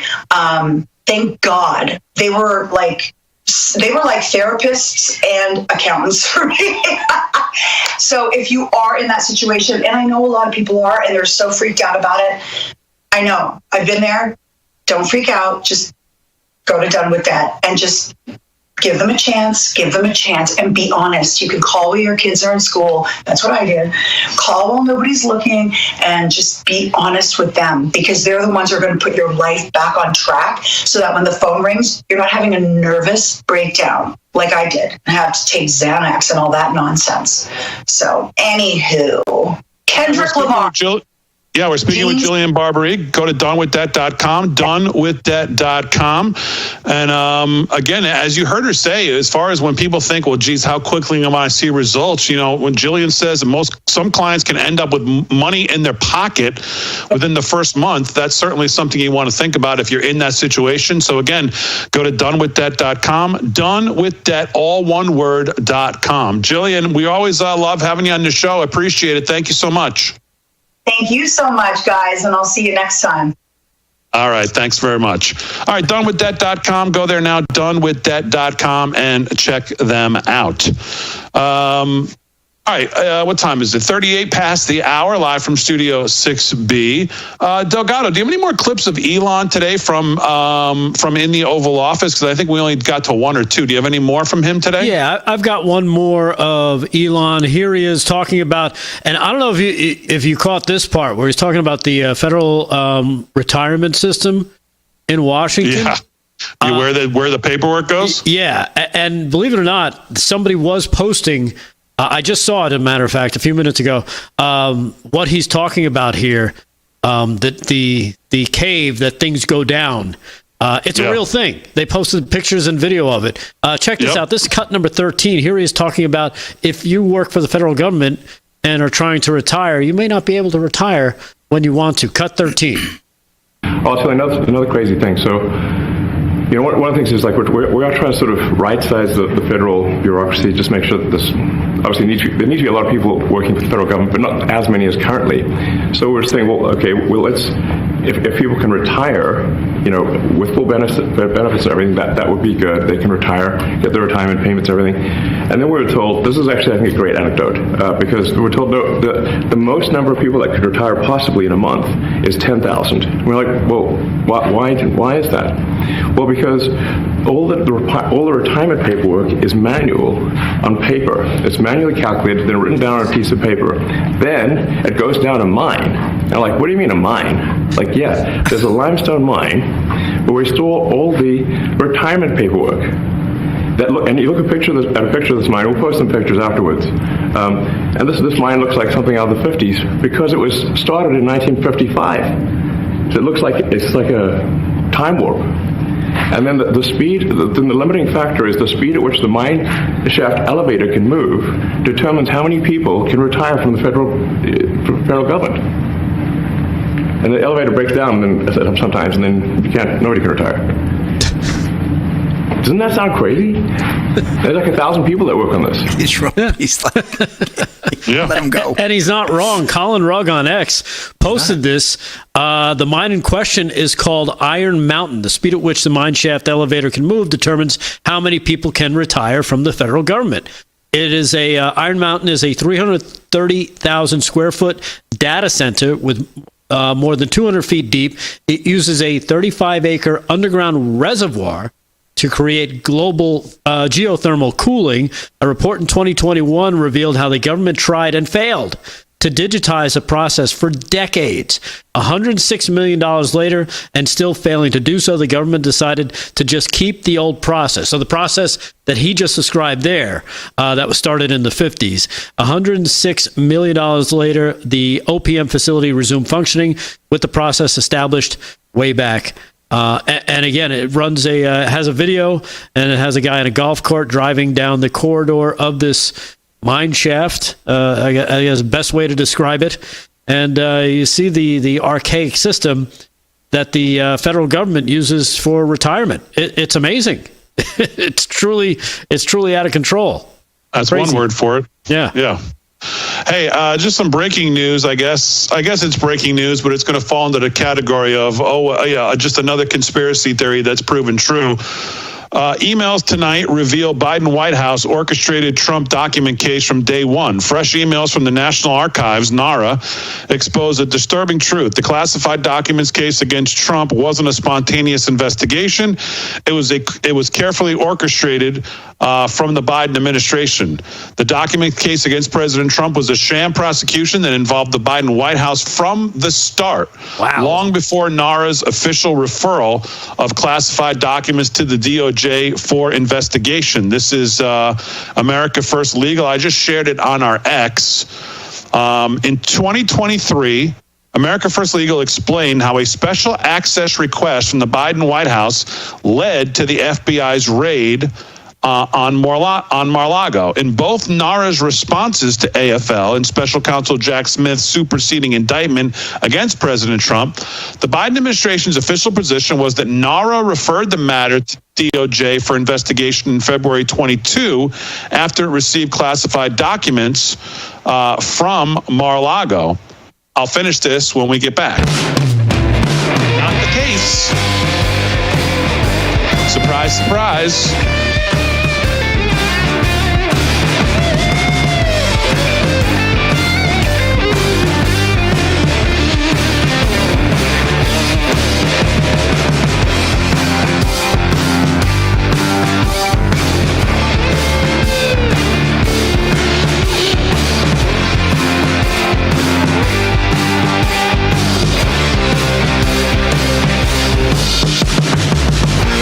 It's It's an absolute problem. It happens all of the time.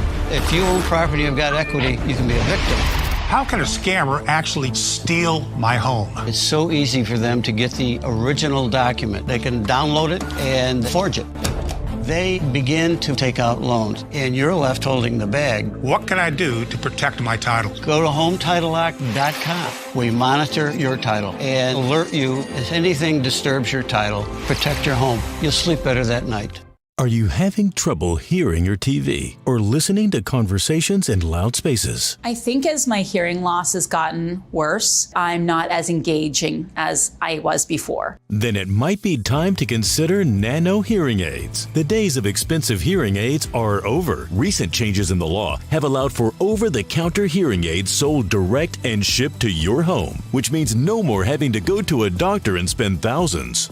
The fact that you're able to go direct, the pricing was phenomenal. It just was a win-win all the way around. Nano hearing aids are incredibly affordable and deliver outstanding high-quality volume with superior noise reduction. When you put nanos in your ears, it truly amazes me that you can hear so much better. Don't mistake nanos for cheap amplifiers. Nanos are FDA-registered OTC hearing aids. They are lightweight and simple to use, and their tiny in-ear design makes them nearly invisible. And best of all, they are rechargeable, saving you hundreds of dollars on batteries. They are so small and so powerful. Just makes my life so much better. Don't be fooled by overpriced hearing aids. Prescription hearing aids could cost $3,000 or more. Order now and get 2 Nano CIC rechargeable hearing aids for only $397. You get a free portable charging case, a $79 value, free 24/7 lifetime telephone support, and free shipping. Plus, all Nanos come with a 45-day money-back guarantee. Try them, and if you're not happy, return them for a full refund. Just so easy,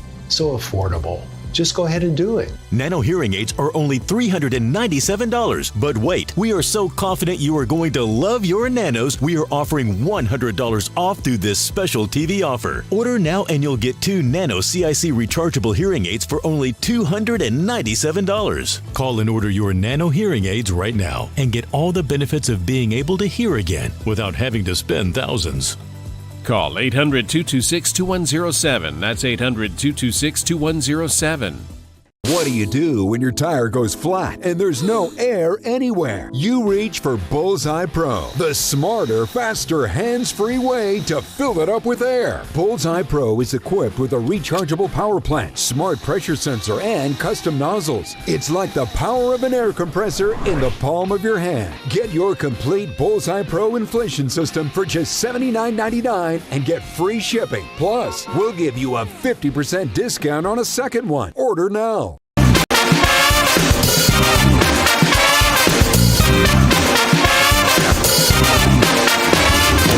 All right, 13 to the hour, live from Studio 6B. So before we do sports, let me just quickly finish this. Tonight, breaking bombshell emails reveal Biden White House orchestrated Trump's document case from day one. If you've been watching this show, this is no bombshell. It's no big surprise. But just let me quickly go through America's First Legal here, their case they posted tonight. So getting back to what I said, in both NARA's response to AFL Special Counsel Smith's superseding indictment, the Biden administration official position was that NARA referred the matter to DOJ for investigation in February 22 after it received classified documents from Mar-a-Lago. But by the summer of 21, even though NARA was assured that they'd, quote, get to a resolution relatively soon on Trump boxes, the then archivist of the United States, David Ferrigno, was, quote unquote, out of patience. And NARA General Counsel Gary Stern started, quote, working on a letter to the AG. By September of 21, NARA had informed Biden's White House counsel and DOJ and drafted a letter to AG Garland seeking assistance for the recovery of the presidential records, even though admittedly the Presidential Records Act has no explicit provision authorizing such a procedure. But because NARA's ongoing engagement with President Trump's reps could help to clarify, if not actually resolve the issue, they nixed the DOJ letter. Instead, Biden's Department of White House counsel devised a pretext for a special access request to NARA for Trump's presidential records. This new timeline is now further proof that Biden's FBI raid on Mar-a-Lago was never about securing classified documents. It was always about weaponizing the full force of the Department of Justice against President Trump by whatever means necessary. And I would think that Pam Bondi might be able to shed a little more light on this too in the coming months as she starts to really dig in. Yeah, and maybe Kash Patel, once he gets confirmed as the FBI director, can go through those files and see what was going on that led to that raid. Do we know when Kash is going to be? Do we have any idea when that's coming up? No, but they were supposed to vote for Tulsi tonight. They moved it to tomorrow morning because of the weather in Washington. And then I believe RFK is tomorrow as well. Oh, wow. Big day tomorrow. Yeah. Oof. So we could have some more good news tomorrow. Yes. With 2 more confirmations. Wow. Did you see Representative Anna Paulina Luna today talking about the JFK files and she thinks there's 2 shooters? Really? No, I didn't see that. Oof. Unless that clip is fake. I saw a clip of her speaking today that she thought that they're, from the little that she's, I don't remember. I shouldn't talk about it out of context because I just saw it on X and I didn't check to see if it was real. But there's a clip floating out there of her that looks real, saying that she thinks in the little that she's looked at, she thinks there's possibly 2 shooters in the JFK assassination. So I don't know. We'll see. All right, let's do some more sports and news before we wrap it up on a Tuesday night. Let's do sports first. Sports brought to you by Mike Lindell, MyPillow. LFS6B is the promo code to use at checkout. Slick, what's going on? All right, big deal. Let's get to some scores. One more sweep of the scoreboard before the night is up here. Arizona right now, 56-58, trails Kansas State with 5 to go in the second half. Men's NCAA Men's Division I basketball. Marquette 48-38 over DePaul. 12 to go there in the second.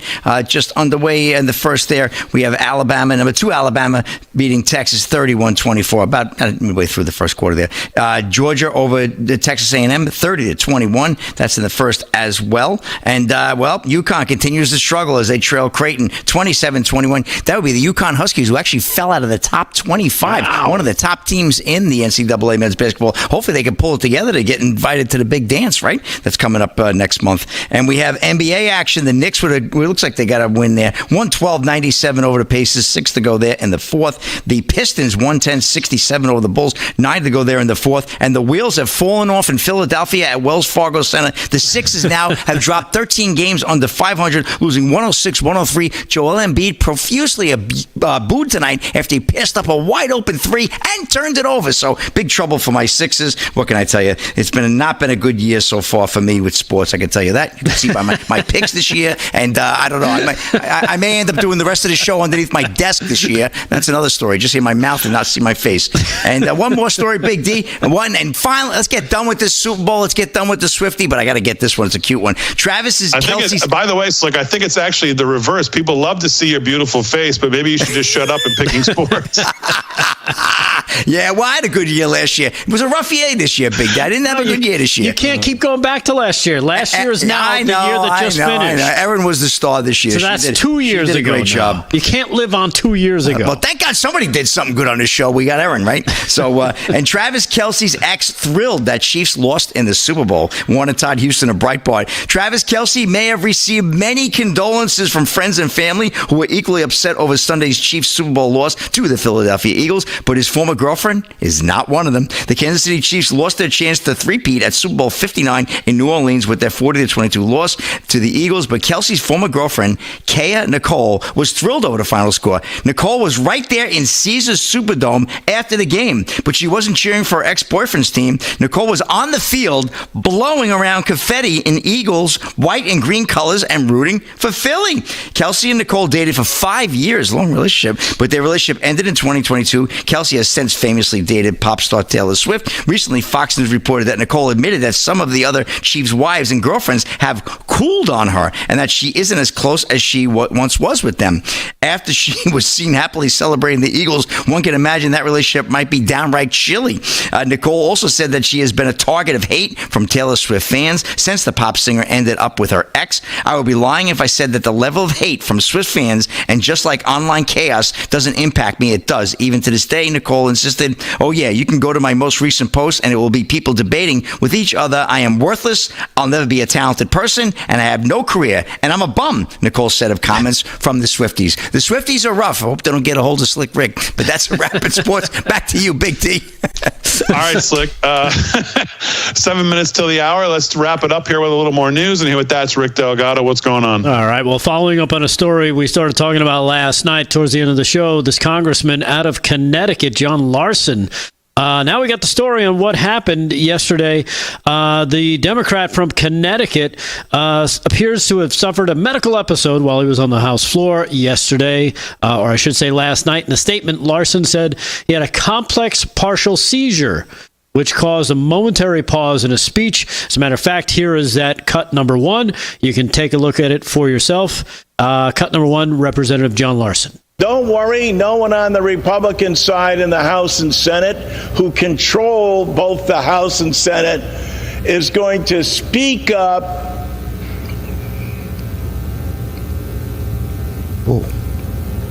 and challenge us.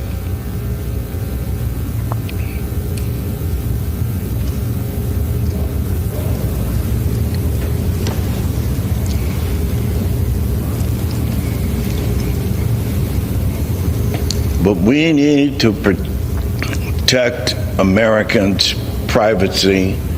Did someone not realize that something was going on? Where's like a doctor or something going to the poor guy? Yeah. They just left him out there. That's tough to watch. What are they doing? For 40%. Doctor? How about call for a doctor? All Americans. Yeah, check this fella out. He's got to sit down. Social Security is the basis for their retirement. Yeah. How long is this going for? It went on for about a good minute. He had tests administered by the House, the attending physician out of an ambulance, out of an abundance of caution. Where is nobody comes over. Nobody comes over to him. Yeah, they just kind of left him there. Spokesperson for Larson said it was an adverse reaction to a new medication. I don't know. I think maybe he's a little. At 76, maybe it's time to maybe hang it up and maybe his medication's go watch the horses. Yeah. I mean, Trump's older than that. I mean, Trump's sharp as a tack. I mean, what do you? I mean, I don't get how they just leave the guy hanging out there. Nobody says, like, is there a doctor in the house? Nobody comes over to the poor guy. Nothing. Man, that's crazy. All right, as always, we salute our military, active and active police, firefighters, first responders, EMTs, everybody on the front lines protecting us. Thanks, guys. Aaron, Frank, great job as always. Most of all, thank you, the live from Studio 6B audience. We'll see you tomorrow night on a Wednesday right here, 8 p.m., live from Studio 6B.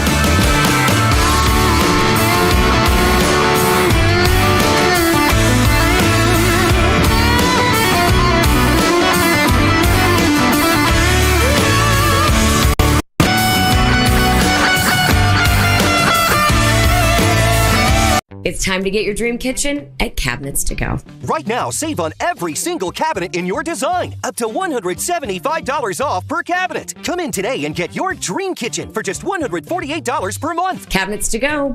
Wow for less. Are you sitting right now? It could be harming your health. Back pain, stress, and serious health risks can build up from sitting too long. But motion changes everything. Introducing Ready Rocker with its patented Rock Perfect design that supports your spine as it helps improve posture, relieve back pain, boost circulation, and release endorphins for your overall well-being, no matter where you are. Lightweight, portable, and covered in memory foam, Ready Rocker instantly transforms any chair or space into a healthier sitting experience. Sitting too long isn't just uncomfortable, it's unhealthy. With Ready Rocker, we make sitting a healthier experience for people of all ages. From soothing babies to helping with posture, back pain, and stress, we discovered that rocking can truly improve lives. Sitting is the new smoking. A sedentary lifestyle, whether you're sitting at a desk or in a vehicle all day, is not good for the body to just stay in that same position. And that's why the Ready Rocker is so effective. The rocking motion constantly keeps you active and helps you ease pain, reduces stress. It actually releases endorphins in the brain. It's a mood booster. I used to be in pain all the time, but with Ready Rocker, I felt relief, and I'm in a better mood. I take it everywhere. I can literally feel the stress being taken off my joints while rocking. My back stopped hurting, my arthritis felt better. It's just wonderful. Now you can join the movement that's changing lives and helping thousands find relief. Call now or go online to get 35% off your purchase. We'll even ship it for free. Plus, you'll get this bonus seat cushion. Ready Rocker is changing lives one rock at a time. Now it's your turn to experience the relief for yourself. Call 1-800-592-1572 or go to GetReadyRocker.com. That's 1-800-592-1572 or go to GetReadyRocker.com. Call now. Did you know that thousands of authors across the country have written books and published them with Page Publishing? If you've written a book, Page can help you through the process. We cut through the confusion of the publishing world to make it easy for you. If we decide to publish your book, your work ends and ours begins. From copy editing and proofing to typesetting and book cover art, we get you printed, distributed, and sold on Amazon, Apple iTunes, and bookstores. We'll even promote your book. Call 1-800-319-0257. That's 1-800-319-0257. The bathroom of your dreams is only a phone call away with BCI Bath and Shower. We can make your ordinary bath and shower extraordinary. This is not a cookie cutter design. This is a complete custom build that will fit your every need, and discounts for seniors. Coming to you from the entertainment capital of the world, Las Vegas, Nevada. It's the Root Reaction with your host, Wayne Allen Root. Like General George Patton, never accept defeat. These are the stories and opinions you'll never hear from the mainstream media. Radical Marxist traitors have sold us out. If you love God, guns, gold, tax cuts, Trump, and freedom, you're gonna love the Root Reaction. I will give you my country when you pry it from my cold, dead hands. If you want peace, prepare for war. This is your war. Here's your host, Sir Wayne Allen Root. All right, Wayne Allen Root, the Root's on fire. Welcome to my show. This is the Root Reaction, coming to you from Vegas, the entertainment capital of the world. By the way, you know who's coming to Vegas? Disney. I don't really like Disney politically, but I guess they're going to build a whole new Disney hotel or Disney World Part 3, Orlando, Hollywood, Vegas. They just bought the Circus Hotel in Las Vegas. Disney coming to Vegas. Everybody eventually comes to Vegas. You've heard of the mainstream media. Welcome to the Wayne-stream media. I'm the hardest working man in showbiz, certainly conservative showbiz, with the fastest show in the history of TV. This show is conservative, patriotic talk on steroids squared to the 1,000th power. My command central, rootforamerica.com at the top. 3 tabs, watch Wayne on TV, listen to Wayne on the radio, listen to Wayne's podcast. Click in any one of them and you're on live, or you get a link where you can watch at any one of your devices anytime during the day, or you can watch or listen to a library of all my recent shows only at rootforamerica.com. I kept it simple. Everything's there. My email, wayneroot@gmail.com. Email me anytime. Love to hear what you think of the show. We had so many yesterday, I was bombarded. I couldn't get back to all of you. God, I had hundreds yesterday, and all of them said, we love your show, we love your show, we love your show. I thank you. I thank you for repeating it 3 times. I love it. Now it's time for my opening commentary. It's titled, President Trump Lets Supercharge Small Business, the Economic Engine of America. That's more important than all the corporate tax cuts in the world.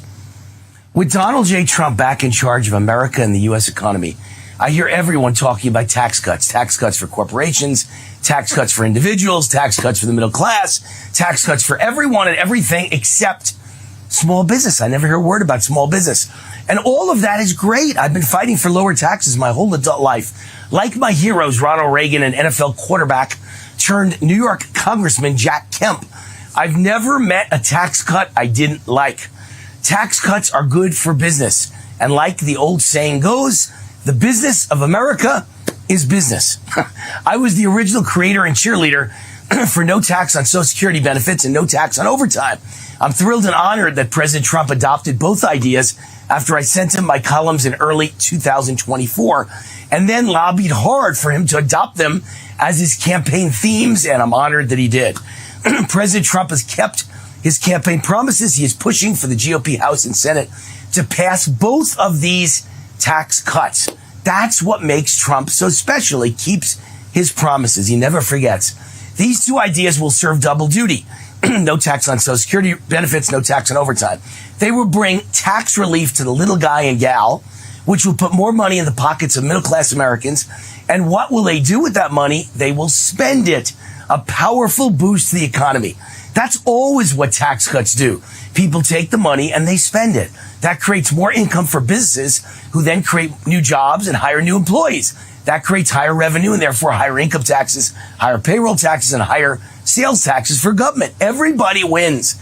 But why is no one talking about tax cuts specifically for small business owners? Small business is the economic engine of America. Small independent businesses create most of the private sector jobs and taxes in America, and they are the greatest form of opportunity for middle-class Americans. Starting a small business is the best way to move up in life and live the American dream. I'm a witness. I'm an SOB, son of a butcher. My grandfather owned the butcher store that my father worked at. That little butcher store turned my grandfather from a penniless immigrant, from Germany, by the way, into a self-made upper middle-class businessman and respected leader of his community. It created jobs, it created income taxes, it created payroll taxes and sales taxes. That little butcher store paid for a nice home, a two-story home, grandpa and grandma downstairs, me, my sister, my mom and dad upstairs. Nice middle-class lifestyle, and paid for myself and my sister to attend Ivy League Columbia University. That's the American dream. And my grandfather took his profits from that little butcher store and plowed them right back into America. He bought stocks and held them till the day he died. Those small investments into American companies like IBM, Coca-Cola, and Exxon helped grow those companies. They added millions of jobs to the U.S. economy. My grandfather and his small business were good for America. Today, we need to create and motivate millions of new small business owners. We need to make starting a small business so attractive that everyone wants to do it. Because if we double the number of small businesses, we will create the greatest economy in history. We will turn millions of Americans from poor to middle class and from middle class to rich, and they'll become leaders in their community, just like my grandfather. So let's start talking about how to make that happen. Let's start thinking about ways to cut taxes specifically for small business owners and small business startups instead of only talking about corporate tax cuts. Let me get the party started. Off the top of my head this morning, I thought of 3 ways to do this. Number 1, a specific small business startup tax credit. Anyone who starts a new business should get an instant $25,000 tax credit off this year's taxes. This will encourage millions of Americans to invest in a startup. Number 2, a specific tax cut just for small business owners. Why not make the first $100,000 of income of any small business tax-free? That is a fitting reward for the cost of undertaking the hardest job in the world, starting and running a small business. First, you have to be willing to give up your safe salary and benefits at a corporate job. Then you have to invest your life savings to start the business. And then you have to be willing to work like a slave 24 hours a day, 7 days a week. But it's okay because you're building a future for yourself and your family. I'm 63 years old and I'm still a one-man army. I work and think about business 24/7. Ask my wife, Cindy, about that. Owning a small business is the hardest job in the world. It becomes your life 24/7 to take care of your restaurant, your dry cleaner, your gas station, your real estate office, your butcher store, or in my case, my media business. Why not give everyone who does this a tax break? The first $100,000 should be yours, not government's. That's a strong incentive for everyone in America to start thinking about starting a small business. Number 3. Finally, since the income of 90% plus of small business owners is passed through to them personally, they don't pay corporate income taxes. Let's lower individual income tax rates dramatically, just like my hero Reagan did. If a 15% corporate tax rate is so good for big companies, why not individuals? Why is a company more important than any individual American? Let's get individual tax rates down to Reagan era numbers, at least. Under Reagan, there were only 2 simple flat tax rates, 15% and 28%, not today's ridiculous socialist-like top rate of 39%. If President Trump can turn these 3 goals into reality, He will go down in history as not only the greatest economic president ever, who created the greatest economy in history, but the greatest president ever for small business and the little guy and gal. And that will be the most lasting and positive legacy of President Donald J. Trump. All right. Before I get to the sponsor of this segment, I want to mention a couple things, because in a surprise move, Google cuts Pride Month from the calendar app. And I've got a Google Calendar. I keep my entire schedule on my Google Calendar, everything I'm doing each day and the meetings each day and where I've got to go, and even my restaurant appointments at night. And even the guests for the show are on my Google Calendar every day, right? Well, I went and I looked at June 1st, which is normally Pride Month, and it's not there anymore. So this is a fact. Google has removed Pride Month from the calendar. And I'm a big believer in that. I went into a rant about this yesterday, about the Super Bowl, right? I don't mind a black national anthem as long as you have a white national anthem. I don't mind a gay national anthem as long as you have a straight national anthem. I don't mind a Christian national anthem as long as you have a Jewish national anthem. The reality is no one has time for all this. You wouldn't even have a football game. You'd have to spend the whole game with all these national anthems. It's the most ridiculous thing I've ever seen in my life. It's like at all these colleges now. They've got a ceremony, graduation ceremony, regular one. Then they got one just for black graduates, then one just for Latino graduates, then one for gay graduates. This is the most ridiculous thing I've ever heard in my life. Why isn't everybody American? Why isn't everyone a graduate of Harvard? Why are you a graduate of black graduate of Harvard, Jewish graduate of Harvard, Christian graduate of Harvard? Oh, I forgot. You can't have a Christian one. You're not allowed to. You can only have a black one and a gay one and a Latino one. A trans one. You can have a trans graduation ceremony at Harvard, but you can't have a straight white male one. It's just ridiculous. Stop it. I don't want to hear about Black History Month or Gay History Month unless you give me Straight History Month and White History Month. Okay? Shut the you-know-what up. Don't want to hear it anymore. Don't want to hear your Black National Anthem, and I don't want to see halftime shows at the Super Bowl that are like a middle finger to white middle-class America. It's ridiculous. I mean, I don't know if I brought this up yesterday. It's not that I have anything against black performers. America has always loved black performers. You give us Dionne Warwick and Gladys Knight and the Pips at the halftime show or people like that, we're all thrilled. But I don't want to hear a black rapper with ghetto lyrics. It's an offensive thing to all of us, and it's an offensive thing to, I think, all the black youth of America who are learning all the wrong lessons. All right, root reaction, and no more gay month in June, Pride Month. I'm sick of this stuff. That's great. Thank you, President Trump. Root Reaction, presented by the main title sponsor of our show, Energized Health. My producer's in my ear going, Wayne, enough already. I get wound up about this stuff. This is the program that changed my life. Now you can change your life too. I lost 25 pounds of fat. Not weight. I didn't have any weight to lose. But I have the same weight now as I was 4 years ago when I started Energized Health. But I lost 25 pounds of fat. It literally melted off my body and it melted off my face. It changed the way I looked. Ask my wife, Cindy. She'll say I'm a different person than when she met me. I look completely different. Thank you, Energized Health. And I gained 3 TV shows past the age of 61. That's unheard of. I've got energy now like a 20-year-old. Go to EnergizedHealth.com. Tell them War sent you. Get on the same journey as me and get 40% off. When they hear the word war or see the word war, if you type it in, they immediately take 40% off. Go on the same journey as me. Change your life. It's been 4 years, 4 wonderful years. They changed my life. Thank you, Energized Health, for everything you did for me. For this show, I wouldn't have it without Energized Health. America's Top 10. I wouldn't have it without Energized Health. EnergizedHealth.com, promo code WAR. Say it or write it in, and you get 40% off. We'll be right back. 2 great guests and all the big news stories of the day. I'm Wayne Allen Root. This is the Root Reaction. RootForAmerica.com.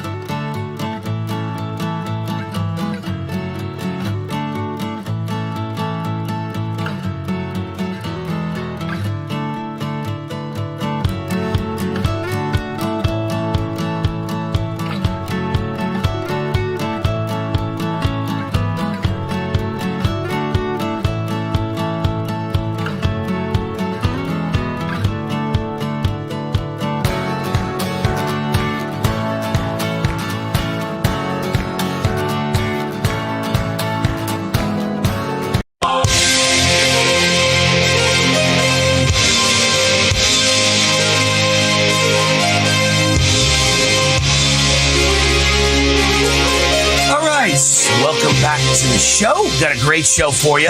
Brian Glenn, our White House correspondent, will be with us in a matter of minutes. I want to mention the sponsor of this show. It is GreatPatriotStore.com. If you're sick and tired of supporting woke companies, I have great news for you. You don't have to anymore. This is the answer to inflation. Hundreds of household and personal products you're already buying at your local supermarket or online on Amazon. Now you can buy online at GreatPatriotStore.com. But their products are much less expensive, higher quality, made with no toxic chemicals, all made in the USA, delivered right to your door at incredible prices. This is how you beat inflation. GreatPatriotStore.com. Now, this is a company run by conservatives and patriots. It's no longer a secret. There's over 2 million members. 20,000 American families are joining every month, so everybody's getting it. And they've expanded their beef division, too. If you have a family, right, you like to eat beef, this is the way to do it. It's less expensive and tastes amazing. It's all pasture-raised, no hormones, antibiotics, or mRNA ever. Exclusively available only to their members. You don't have to go out to eat anymore. You can eat at home with great steaks from this company, GreatPatriotStore.com. But like Costco or Sam's Club, you need to become a member. So do not wait. Do not procrastinate. Go to GreatPatriotStore.com. Fill out the form. One of their conservative team members will contact you right away. And boom, you're a member. And for a limited time, everyone who becomes a member gets $100 in free store credit. Go to GreatPatriotStore.com. That's GreatPatriotStore.com. All right. Without further ado, our White House correspondent is here, meaning Real America Voices White House correspondent, Rav's White House correspondent. Isn't that amazing? I'm just saying it a few times. It's so much fun to say it. Never thought this day would happen, right? We have our own White House correspondent. We're like more important now than ABC, NBC, CBS, right? Brian Glenn is with us, our chief White House correspondent. What's going on, Chief White House correspondent? That's got a nice ring to it. Yeah. Well, you know what's funny is, for as long as I've been covering President Trump on the campaign trail for years, I mean, basically all three runs for presidency, this is the best because we're in charge. It's the second term. We've got the right team in place. So, Wayne, it feels good to be here. Thanks for having me on the show today. You know what the irony is? We didn't agree we were going to talk about this. This is just off the top of my head, but it's so ironic, Brian. If Trump, I was so upset that they cheated him in 2020. We all know they stole the election. But the reality is it worked out better. If he had been president in 2020, it would have been completely different. He now knows everything. He had 4 years to plan, 4 years to put a team together, 4 years to decide exactly what he'd do on day one. It's all, and by the way, all the lawfare and the weaponization and the attempts to put him in jail for life have sharpened him and made him the person he is today that will not let them get away with crime like he did the first time when Hillary said, I'll give her a pass, let her go, and they won't persecute me if I do that. And I understand why he did that. I totally did. But when they persecuted him anyway, now he says, throw caution to the wind, screw them, you committed a crime, I'm throwing you all in jail. It all worked out great. It did. He had 4 years to put the team in place to do what they're doing now. And I'm really excited about this DOGE. I mean, that's been one of the biggest things, Wayne, is to kind of get rid of all this fraud and abuse and corruption in our government. And that's exactly what President Trump is going to do. And he's got the team in place. I've been in these press conferences. I've heard how toxic they are towards him. They're scared. Democrats are terrified. You've seen them on the street corner, dancing and cursing and telling everybody that go get Trump. It's not working because they got their butt beat on November 5th, and they're getting their butt beat right now. As you know, Trump has his highest approval ratings ever. That's after all the weaponization of the court system, all the 34 indictments. They shot the guy in the face. They tried to shoot him again on a golf course. It didn't work. And now we're in charge. The grown-ups are in charge. And, man, they don't know what to do. You know what else would have happened if he had won in 2020? He wouldn't have had Elon's support. So not only would he not have gotten Elon's money, but to win the election, he would have not gotten Elon with DOGE and this rabid obsession, and I mean that in a good way, not a bad way. Elon's got a rabid obsession now to root out corruption and root out bad spending and waste and bribery. And so all of this would not have happened if Trump had won in 2020. I can only think of one negative right now, only other than judges. Obviously, the judges are trying to stop Trump every step of the way. We got to fight them. But I can only think of one negative, and I'm not trying to be funny. I'm being serious. I always thought I was a bright guy. Graduated valedictorian high school, went to Ivy League, Columbia University, have my own TV shows for 40 years now. I now realize I'm really dumb. Because compared to Elon, I'm a dummy. This guy is such a genius. I feel like an idiot. I feel like I'm in second grade and he's graduated, grad school. I'm an idiot compared to Elon. We're all idiots compared to Elon. He is an absolute genius. I don't know what else to say. Yeah, well, I'd like to let everybody know I do have a PhD in common sense, but that's about it. Wayne, that's about it. You kind of lose me in a lot of subjects, but I think the American people also have a PhD, and I can smell that BS from a mile away, and that's exactly what they did to the Democrats. So props to the American people. Democrats should put on their business card, PhD, BS. That's what they've got, PhD and bullspit. So, listen, your thoughts on how much Trump is accomplishing. I know that's a softball question, but I want to get your perspective on how fast things have gone in a lousy, 2.5 weeks, 3 weeks? Yeah. I mean, I wish those nominations would have been pushed through a little quicker. And I know that we're a little bit, if you compared to the Obama administration, we don't have as many picks as he did at this point in his campaign, but that's okay. They're all going to make it through. That's just typical stall tactics from the Democrats. But if you look at all the executive orders that he's put out, we're winning not only on the economic front, we're winning on the foreign policy front as we're working on world peace right now, which is huge. I mean, literally any day, we'll find out what happens on Saturday when that deadline has been put out there at noon to release all the hostages. So he had a big hand in that. We're getting the steel industry back to America with these tariffs. It's going to hurt a little bit, but in the long run, it's going to be beneficial to us. And we're winning the cultural war. We are getting DEI. We're getting men out of women's sports. We're banning paper straws, which is probably one of the most disgusting ways to sip coffee or soda. But I mean, those are the things that the American people wanted to accomplish. So if you look at what he's done so far, I give him an A+. I really do. And not just because I'm a big Trump supporter. I've just got a PhD in common sense. And this is what I'm seeing. Well, one thing, when you mentioned Hamas and his deadline, Trump gave him a deadline, noon on Saturday. I assume he means noon Eastern time, DC time, I assume. If you don't hand over all the hostages, all bets are off. We're going to restart the war, just bomb you to hell. And I got to say, I'm a tough guy, but without fighting. Right? When I was a kid in high school, I was this little kid and I was runty and skinny and I had braces and glasses and I got picked on. I went to one of the roughest high schools in America, Mount Vernon High School on the Bronx borderline. And I got picked on by all these big kids, these thugs. And I got to tell you, I talked my way out of almost every single fight because they couldn't believe the mouth I had on me. And I threatened them and they were towering over me. And I told them what I'd do to them and they backed off. And that's what Trump's doing. In other words, people think it's going to lead to war. In reality, I think it will lead to them giving up the hostages. I think that when you talk tough and you threaten to bomb someone and you actually do have the ability to bomb them, guess what? Yeah. They're going to give up the hostages. They know we can bomb them back to the Stone Ages. Great job, Trump. Yeah. And you know what? The first example of that type of tactic is what he did with the president of Colombia. Remember, he said, you're going to take back these illegals. And he said, no, we're not going to take them back. Well, guess what? They took them back. And that's what Trump does. I anticipate a lot of these threats, these tariffs, and all these, economic sanctions that he's potentially putting on countries. I think at the end of the day, they don't really go through, at least maybe not for a long time, because countries they'll adapt to what he wants to do so they're not punished. It's the way you lead. It's the art of the deal. I think he wrote a book about that, right? Yeah. Well, think about Reagan. Reagan didn't have a war with Iran to force them to give up the hostages at the U.S. Embassy. It was the threat of destroying them and bombing them back to the Stone Ages that made them give up the hostages on the day he became president. So you don't have to go to war. It's the threat that you're willing to do it, and they believe you. No one believed that Biden would ever do anything to anyone. They could all see he was a mixed up, weak old man and a coward and dementia, and he wasn't going to do anything. And so the whole world made their move. Russia made their move in Ukraine. I'm still shocked China didn't take over Taiwan. They must not have been militarily ready yet, or they would have done it right in front of our faces with Biden as president.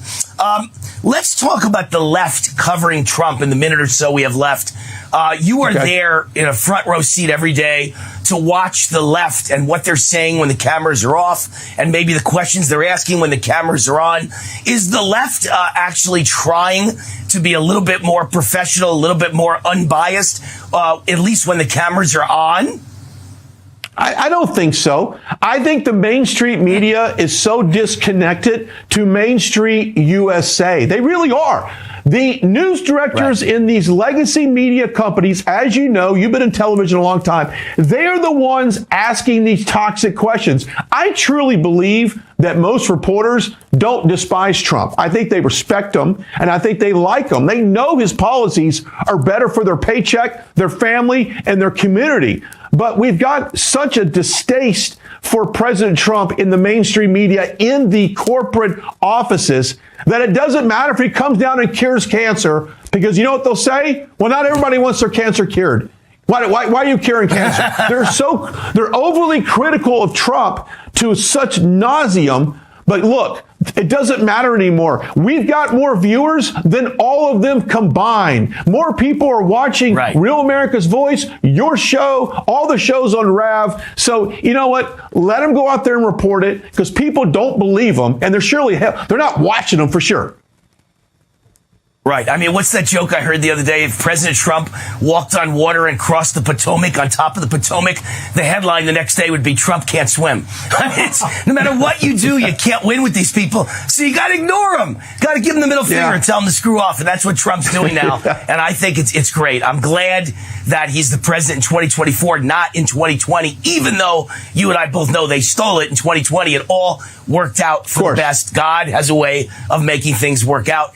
Brian, Glenn, you worked out for the best for RAV, and we're glad you're with us, man. Thank you. Thank you. I appreciate it. Thanks for having me on. Chief White House correspondent for RAV, Real America's Voice, Brian Glenn. Good guy. We'll be right back. Wayne Allen Root. The Root's on fire. Root for America is my website. This show is The Root Reaction.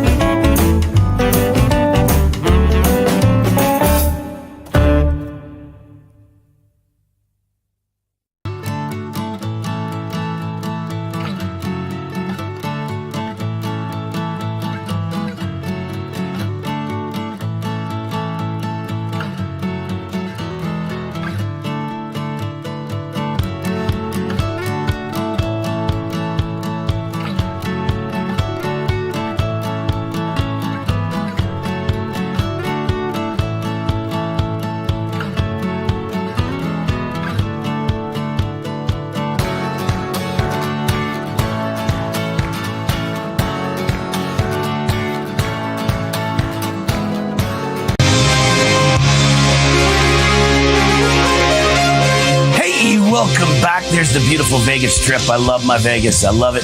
No taxes, sunshine always out. Greatest place. Now the sports capital of the world. Great stuff going on in Las Vegas. But most of all, I come back to no taxes.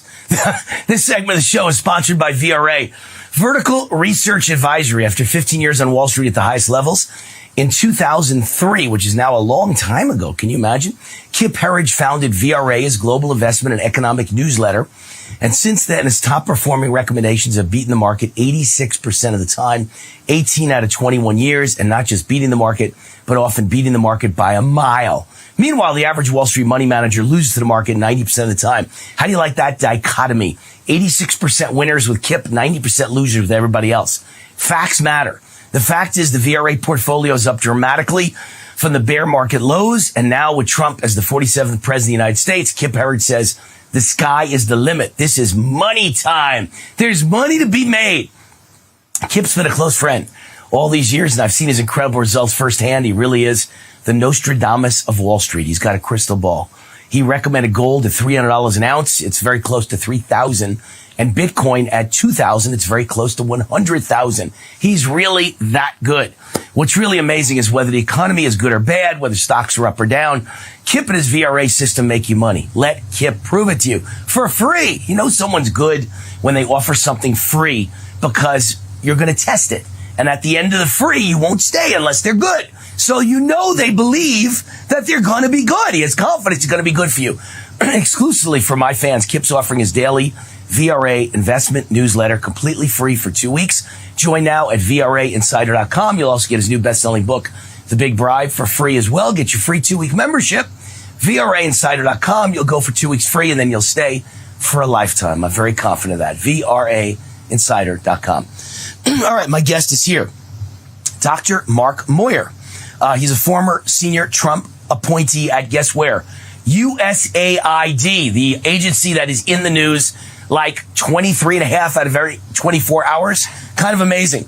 Author of the book, Masters of Corruption, How the Federal Bureaucracy Sabotaged the Trump Presidency. Mark Moyer. Dr. Mark Moyer, welcome to the Wayne Allen Root Show. How are you? I'm good. Great to be with you. So when I look at the subtitle of your book, How the Federal Bureaucracy Sabotaged the Trump Presidency, obviously you mean the first time around. Can they do it again? Or do you think Trump has now outsmarted them with Elon Musk and DOGE and all that he, prepared for over the last 4 years and the right people around him? What's your best guess who's going to win this round? Yeah, so I think what you're seeing is a direct reaction to the first term, which is what I wrote about in the book. And the bureaucracy took advantage of the first Trump administration. They weren't prepared. They didn't know how to deal with it. And so now what we're seeing is they've had 4 years to think about this. And clearly they were ready on day one to come in and start taking control of the bureaucracy and tearing a lot of it apart. And USAID was one of the first targets, and they were, as I write in the book, was one of the worst bureaucracies in the federal government. And we saw quickly they were resisting what Trump was trying to do. And then they just invited their own destruction because that gave them an excuse for the administration to shut them down because, bureaucrats are supposed to follow the orders of the White House, and they got away with not doing that the first time. But this time they tried it and they got in trouble. I think it's clear that Trump is ready for all the, federal workers and federal agency heads. This time around, Trump has the advantage and he's ixnaying them, but he's not ready for the judges. I don't know what you do about federal judges that try to impede you every step of the way, block you every step of the way, put obstacles in front of you, gigantic rocks that you can't get over. I'm not sure what you do about that other than to send a message, maybe, Mark. I don't know if you're somebody who would know the answer to this, but I'll bet you can impeach a federal judge. I'll bet you could march marshals into a courtroom and arrest a federal judge for violating the Constitution or protecting corruption and corrupt federal government employees and accusing them of being part of the corruption. Other than that, I don't know what you can do to stop these judges, but someone has got to show them who the boss is and either arrest them or impeach them if they're impeding our agenda, I would think. Yeah, well, it is a difficult problem. Now, one thing the Democrats have been very good at doing is finding ways to get their cases before judges who are on their side. I think we'll see more efforts to do this.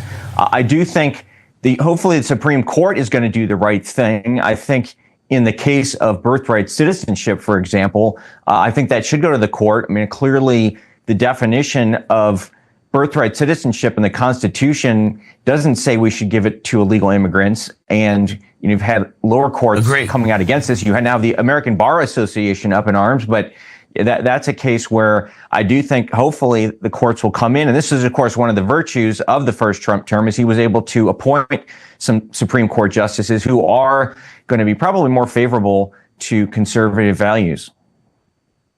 Maybe. You have more faith than me in those Supreme Court justices. Even the ones that he picked seem to go against us on some of these important issues. And of course, Roberts seems to go, the Chief Justice of the Supreme Court seems to go against us on every important issue. So it's really, what's the word, conundrum? How could they be appointed by conservative presidents? They claim to be conservative justices. And then the minute they get to the Supreme Court, they become deep state accomplices. It's very strange, if you ask me. Maybe it was a setup from day one. These people are all bad from the beginning and they just act good till they get to the Supreme Court. And then the real person comes out. You are a whistleblower on all the waste and abuse at USAID. What did you witness? Tell us what you saw, and also tell us, is a whistleblower even protected anymore? I know under Biden, it sure didn't seem like they were. What about you? Yeah, so there's a lot of different forms of corruption that were going on at USAID, and this is also part of how they invited their own destruction. So one form of corruption is that they were deliberately hiding spending from the president, which is a serious form of fraud. I cite a case in Syria where they had some programs going on that they thought might not pass muster with the president, so they simply tried to hide those. We had there's a video which actually posted online where you have career bureaucrats talking about how they're going to try to obstruct the administration, and so you have this ideological component, and then you also have the purely greed component. And in the office where I was in charge, my own deputy, a career bureaucrat, turned out was using his job to drum up business for a company that he was the chairman of the board of. Now, the mere fact that a senior career bureaucrat is the chairman of the board of a government contractor is a sign of how badly the system was being run. And you had lawyers, we had a so-called ethics lawyer. He was possibly the most unethical person in the agency. So he actually approved this whole deal. And so then I report this thinking, they will actually do something that's so egregious. And what happens is they let this guy escape by he slides over to another federal agency, Department of Defense, and keeps his job. He escapes punishment, and Department of Justice doesn't go after him. In the meantime, they accuse me of divulging classified information, which was a total scam, and they use that as a pretext to fire me. Now, if I'd actually done that, they would have raided my house and arrested me. They didn't do that, but they used it that, they come up with these phony accusations and say, well, you've been accused of something, therefore you must have done it. A lot of these, I've said for 20 years now, Mark, on radio and TV, that an awful lot of government employees, an awful lot of people in Congress, in the House, and the Senate, they make $170,000 a year plus all they can steal. And I think it's true, right? I mean, I know it wasn't you. I know there's some really nice and good and honest government officials and quote unquote public servants, but I think there's an awful lot that are trying to steal everything they can steal and get a piece, a kickback on every contract, everything the government buys, everything the government spends. They're trying to grab a piece and get a kickback. Am I on the right track? There's certainly a lot of that at USAID. And it was an agency with a lot of money, $42 billion spent last year. And when you have those kind of sums of money, you are inviting a certain degree of corruption. And what happens is that you have the career bureaucrats, they get to decide who gets this money. They sit on these panels, which are supposed to be impartial. But we know that, they've got friends at these agencies. And what often happens is they'll award a big contract to somebody, and then next year, suddenly they've got a great high-paying job with that company. Right. There you go. There's the answer. I said this about the COVID vaccine. All the people at the FDA, after they vote yes on the COVID vaccine and they cover up the deaths in the COVID vaccine, they all mysteriously a year and 2 years and 3 years later wind up on the board of the same big pharma companies, or their wife's on the board, or their brother's on the board, or their father's on the board, or their son's on the board. Somehow, some way, they're rewarded for their vote. And it's sickening. It really is. We have about 90 seconds left. So the last question I have for you, Trump administration dramatically cutting USAID's employees, right? 14,000 employees. They're saying only a few hundred are essential. Does that make sense to you? Is that correct? I'd certainly say from my time there that there were a lot of people who were not pulling their weight. You had a lot of people telecommuting, which, you know, some people can do that, but a lot of them, I think from talking to their supervisors, they'll tell you, yeah, they're not doing as much work when they're at home. And of course, one of the biggest problems is you can't fire anybody. So you've got a lot of deadwood there. And so you could easily, I think, cut half the workforce without probably much of a problem. Now, they're talking about cutting, 95, 97%. Well, first, we got to figure out what they're going to still be doing. That's still very much up in the air. And I do think you're going to need more employees. But one of the things they're looking at is what they're calling Schedule F, where you bring in people, but they're at-will employees. They're not unionized employees, which is what you have now, essentially. So, it's like in a teachers union. You can't fire the bad teachers. So it's the same way. You can't fire the bad bureaucrats. And if that's the case, you're going to have a lot of people who are just not up to it. And what I saw happen is it was so hard to fire somebody that the only thing you could really do is push them into some job where they're really not doing much. But that, of course, is wasting a lot of taxpayer money to pay people to show up and do nothing on the job. Mark, I'm laughing because I grew up on the rough streets of New York, and I believe in Schedule F.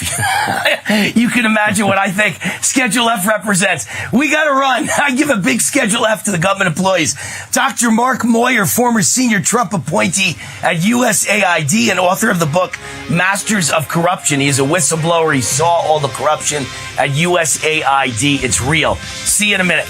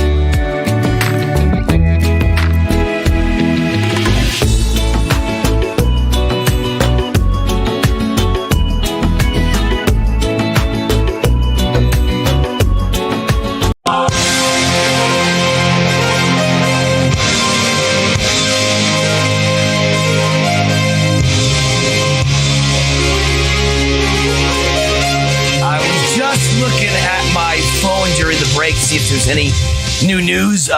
Britain is run by basically a communist, and he's destroying their country. We're going in the opposite direction of Britain. They're destroyed forever, and we are good, golden, because of Trump.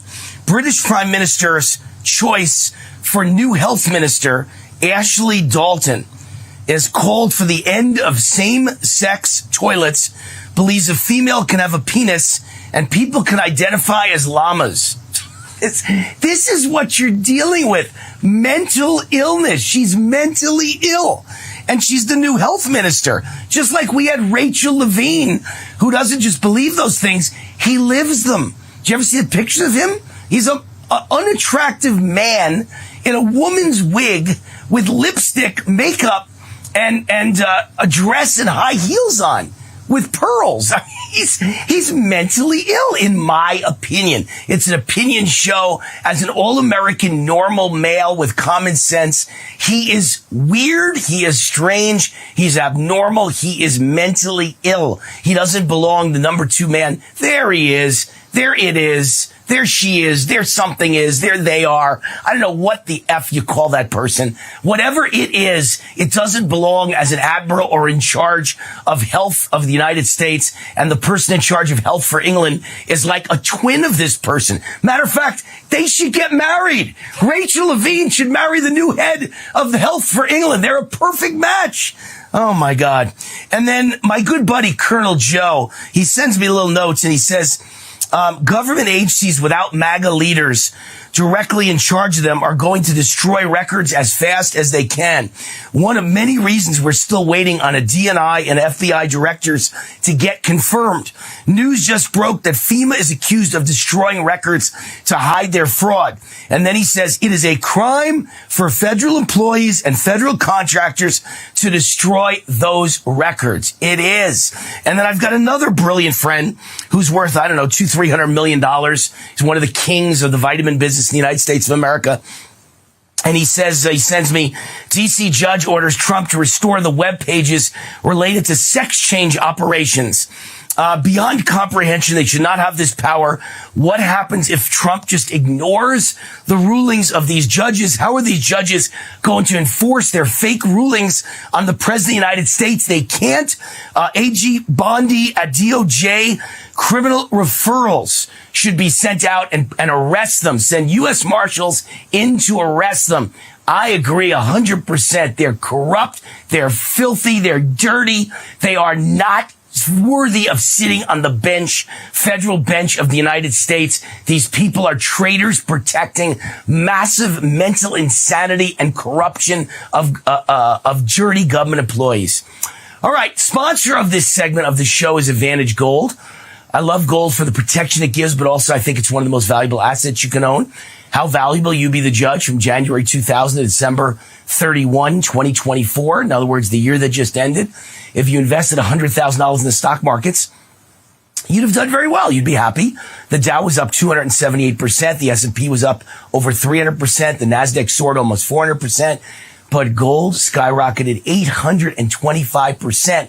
And remember, since December 31st, gold has skyrocketed much further and higher to many new all-time records. So your $100,000 on the 1st of January 2000 could have turned into $925,000 or much more since December 31st. Show me an IRA or 401k that can do that. This is your retirement we're talking about. You don't want to leave it to chance. That's why I scream about gold from the highest rooftops.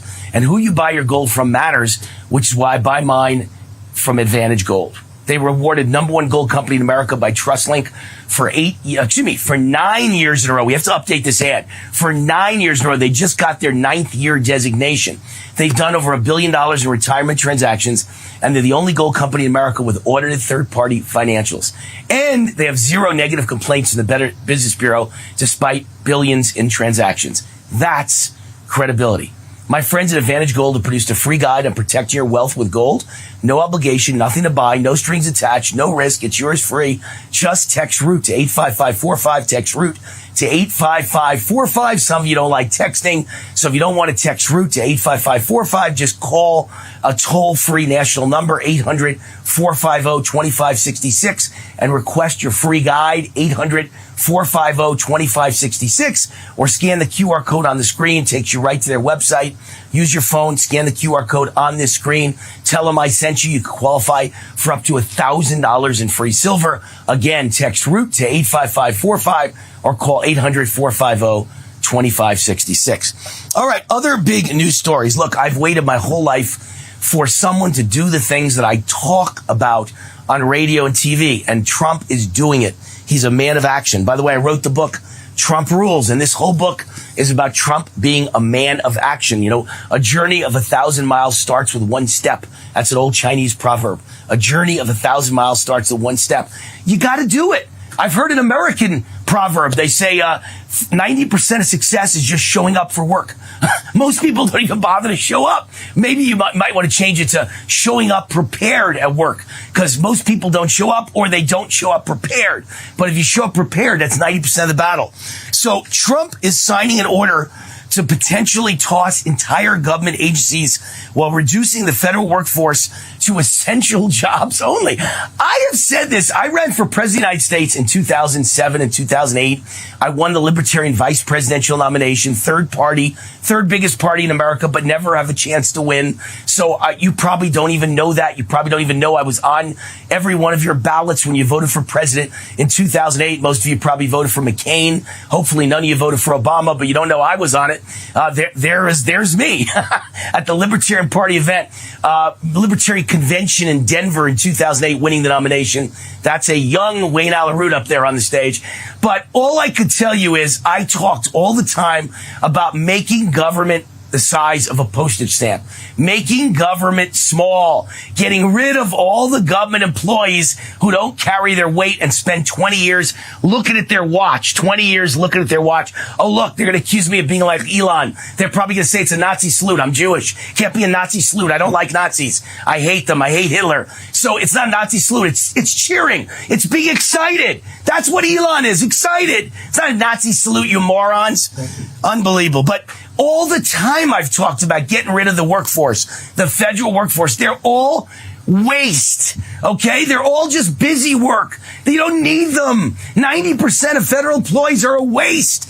And if Trump gets rid of everything but the essential employees, you're going to thin out the workforce. I mean, this is amazing. I wrote columns about the fact in the last year that Trump should follow the game plan of Javier Milei of Argentina, who, like me, libertarian, elected president of Argentina. I wish in America I could have been a libertarian elected president, but we have a two-party system, and you can't beat it.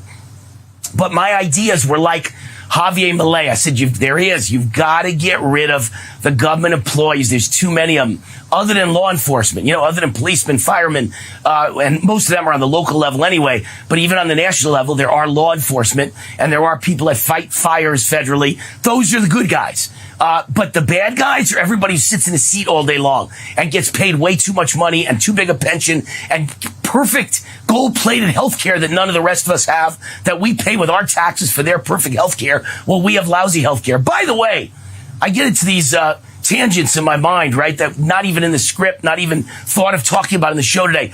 Over the weekend, I had a Super Bowl party, right? I had like 6 friends over, all business people that do business with me. And every one of them commented that they're having a hard time with healthcare bills. And these are rich guys and rich gals. That Obamacare is a disaster and that everyone's healthcare bills are screwed up. The health insurance is too much and it pays for nothing. And the deductible's too high. No one can afford the payments anymore. And if you get sick, they don't want to pay for anything. Thank you, Obama. Obamacare is a disaster. Once again, proving government fails at everything it does. Everything. Government sucks. People say to me, does government do anything right? Yeah, government's only job should be to protect us from foreign invaders. And guess what? They didn't do that for 8 years of Obama or 4 years of Biden. They opened the border and let the whole world in. They can't even do their basic function right. Government sucks. I'm Wayne Allyn-Root. This is The Root Reaction. We'll be back for another show tomorrow night and the night after. God bless you. God bless Trump. God bless America. And viva my tax-free Las Vegas. See you tomorrow night.